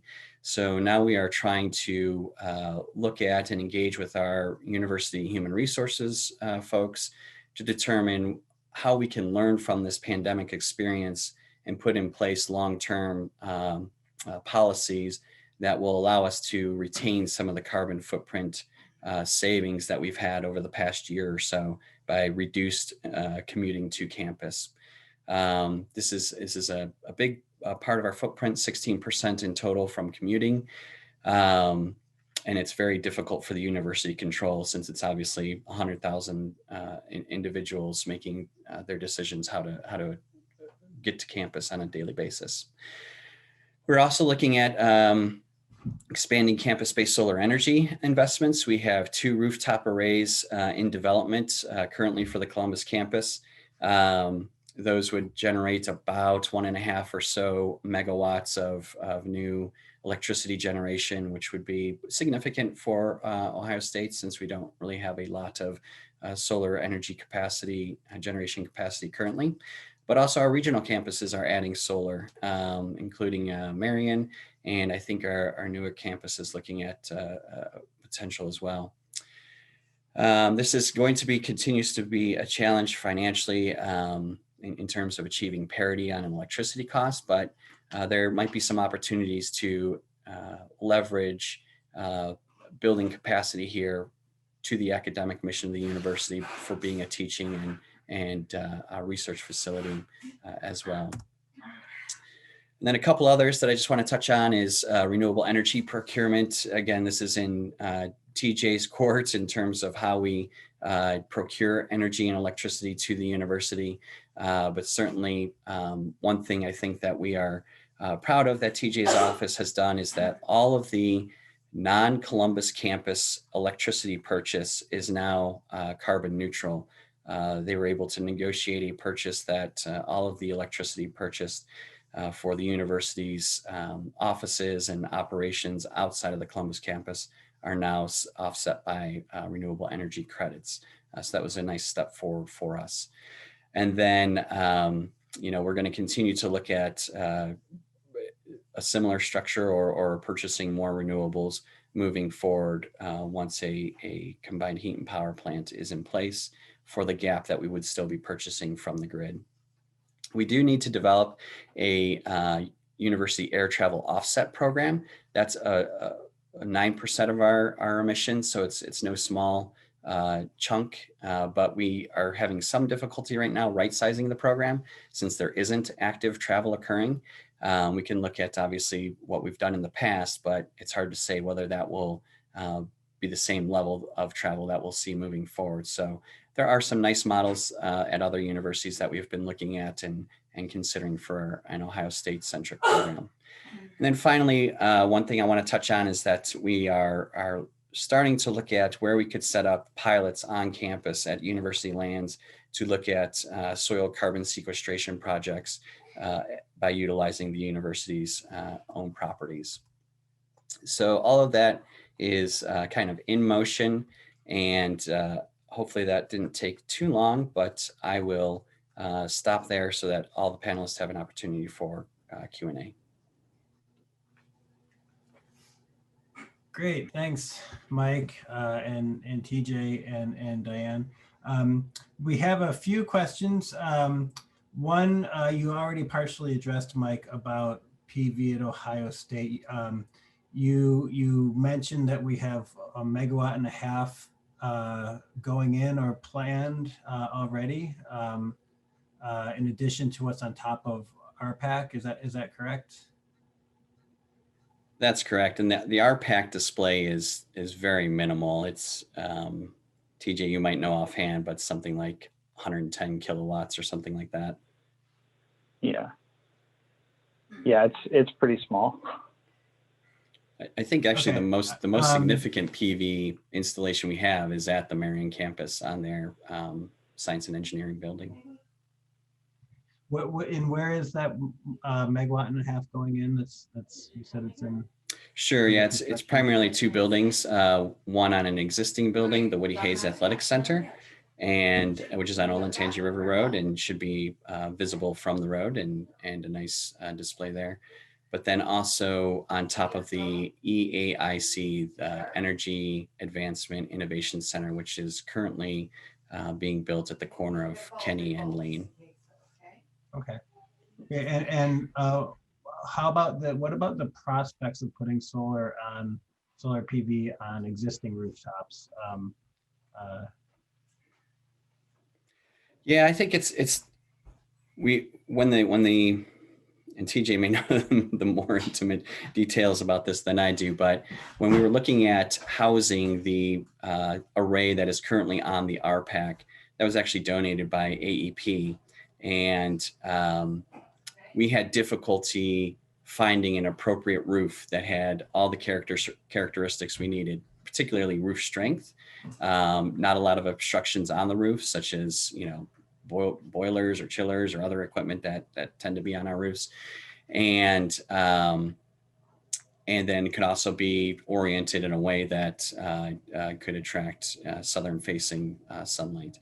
So we have some challenges with our existing roof structures across our campuses, just in terms of their age, in terms of their strength, in terms of their orientation. And then some buildings, of course, have kind of historic roofs that, from aesthetic purposes and historical preservation purposes, can't have PV. So we do have a lot of challenges. That's not to say that there aren't some opportunities either for rooftop or ground mount across the campus.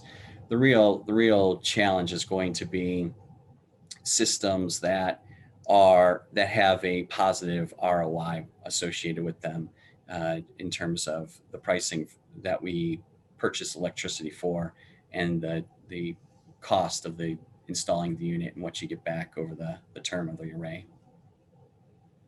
Great, thank you. Two more questions. I'll couple them together. Probably more targeted towards Mike and TJ again. The first one is OSU still buying, oh wait, it just moved. Oh wait, where did it go? Is OSU, maybe it got moved up. Yeah, it got upvoted. Is OSU still buying gas-powered or diesel-powered vehicles for university use? What are the considerations there? What are the easiest and hardest ones to change over? And related to campus-related transportation, for tackling the low-carbon transportation opportunities, is the lack of bicycle parking and infrastructure being addressed? Things like bike lockers or even a bicycle parking garage and so on. I'm happy to take that. The first one, and we do still buy gas and diesel vehicles, although we have an incentive program for departments and units across the university to purchase electric or alternative fuel, particularly CNG vehicles, to provide that gap in terms of what is a gas power vehicle versus an electric vehicle, so that departments and units aren't incurring additional cost at the time of purchase. But there are certainly the heavier trucks and facilities that we utilize on campus are more difficult to replace. I would note the success on replacing the bus system. There are viable and cost-effective options for purchase there, but for things like some of the trash trucks or other things, heavier duty equipment that we have on campus, those can be much more expensive than what the university can get back on return in terms of fuel savings to make those investments worthwhile right now. In terms of biking infrastructure, I might have to I guess defray to our colleagues at Department of Transportation and Traffic Management, TTM. They have worked with a number of partners to develop and release an updated comprehensive transportation plan. So that is available if folks are interested in learning more about what that is. that includes things like closing some streets to vehicle traffic for expanded bike and scooter and pedestrian access and different ways to connect the campus to outside, i.e. CODA, public transportation, as well as within the campus footprint, organizing traffic in a way that limits the amount of on-campus vehicle use. Great, thank you. Well, we have once again exhausted the time, but not nearly the topics. Thank you, Mike, TJ, and Diane again for participating in this session. I'm now going to turn it over to the faculty director of the Sustainability Institute, Alina Irwin, to provide a summary and foreshadow a bit what will be coming in April. Awesome. Thank you so much, Jeff.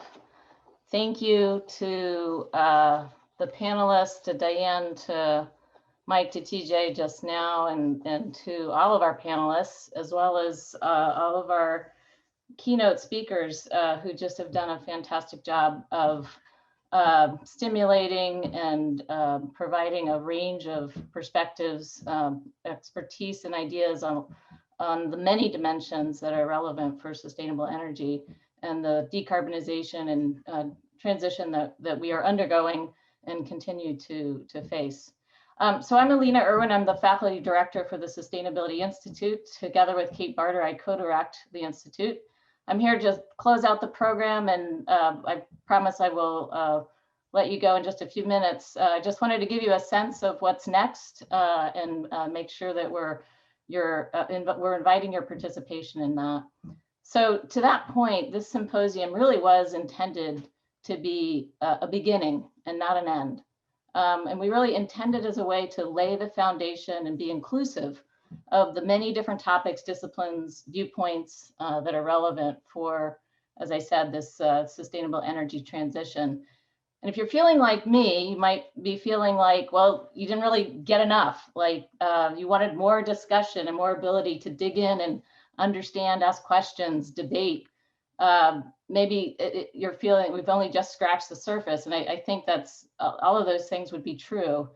That we really, in trying to cover the broad dimensions of this problem, we really were only just able to scratch the surface, and we were at it for 8 hours. So that is testament to just how complicated and how what some people will call wicked problems that are complex, multidimensional, involve many different actors with different objectives, different goals, different understandings, different information sets, and to which there are no real clear solutions.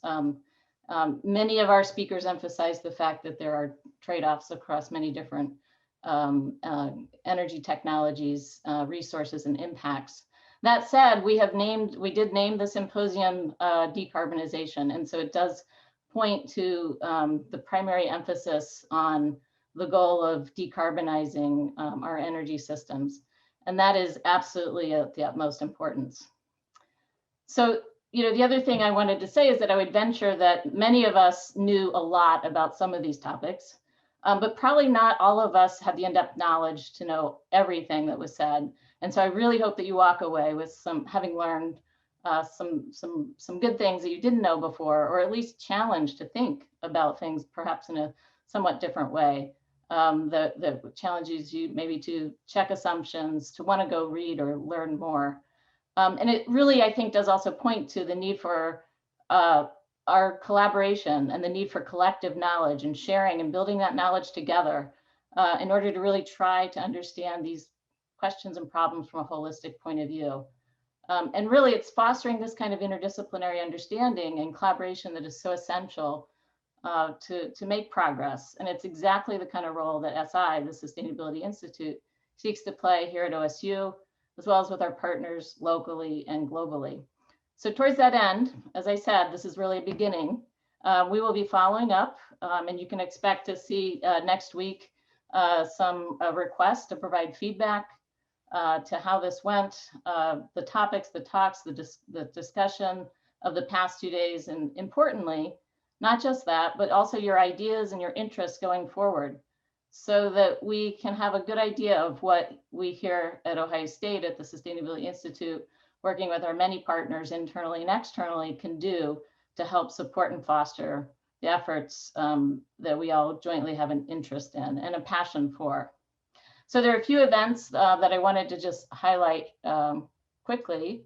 And to do so, I will just share my slides here for 1 second. A couple things coming up. One is later this spring, we're going to be releasing a call for exploratory research groups. This is really meant to be a bottom-up process for surfacing topics and questions of interest from OSU faculty and researchers. So if you are an OSU faculty or researcher and you have a burning passion for a topic, a research question, other type of goal that you'd like to dig into, be on the lookout for this. It's a new initiative intended to foster interdisciplinary networking, team building to tackle the complex challenges of exactly the kind that we were talking about here today. Not just energy, but also other aspects of sustainability and resilience. We're also partnering with the Infectious Disease Institute and the Translational Data Analytics Institute, specifically on a research initiative focused on the COVID-19 recovery. That's the Rebuild, Renew, Reshape initiative. We kicked that off last fall, and there will be more opportunities to join in that this spring. So you can be on the lookout for both of those announcements. I also wanted to just let you know that there are a couple upcoming seminars we have. Our other research program area, Smart and Resilient Communities, Gusha Akar and Stephen Quiring, who are research faculty leaders there, have put together a seminar inviting David Saylor from Arizona State to talk about urban cooling technologies. That's coming up March 3rd. And then later in the month, seminar in healthy air, land, and water, another program area that we have led by Jay Martin and Linda Weavers, focusing on how to develop, win, and execute interdisciplinary grants for research, something that we're all very keen and interested in doing. We also then in April will have a follow-up set of activities, a seminar, perhaps some other things as well, as follow-up to this symposium, and that's going to come directly from the feedback that we get from you all. Dave and Jeff also wanted me to be sure that you are aware of this interinstitutional effort, and this is particularly relevant for those of you who are at other institutions. You might be aware that there is a University Energy Institute collaborative, and if your institution is not yet a part of this, please reach out to Dave or Jeff. They can get you connected. This is really a great effort of 157 different energy institutes from across the nation, perhaps even the other places outside the US, that are really seeking to build a network of national university energy centers and institutes working together to achieve greater collaboration, greater coordination, and greater impact. And so they're engaged in developing a platform and a series of white papers that will be shared, particularly targeting, I think, some of the new opportunities that are emerging with our new administration at the federal level. And finally, I would just like to give a big thank you to all the people that were engaged in leading this and making it happen. Certainly Jeff Bielicki, Dave Cole, you guys rock. We are so grateful for your leadership and greatly appreciate all the effort, the thought leadership you've given to this symposium, as well as to the energy research program here at SI in general. I also want to just give a big shout out to some of our key staff members who, without them, this would not have happened. Kathy Jackson, Josh Knights, Kim McElwain, and others who were really instrumental in putting this all together. And again, thank you to all our keynote speakers, our panelists, for all the great content, knowledge they were able to share with us, and questions they were able to challenge us with. And finally, thank you, our audience, for the great questions you pose, your time, your attention, your participation. And with that, I will say goodbye, and we will catch each other soon as part of our follow-up.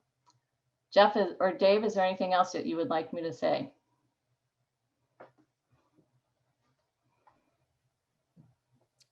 No, I think you've pretty much captured it. I'll just, say the same thing. Thanks to all participants, people that helped.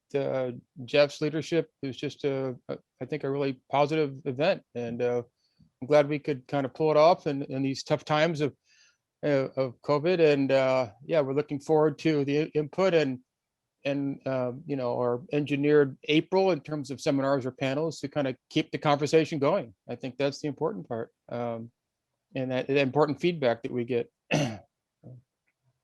Yeah, and I'll just reiterate the thanks to all of the speakers who donated their time.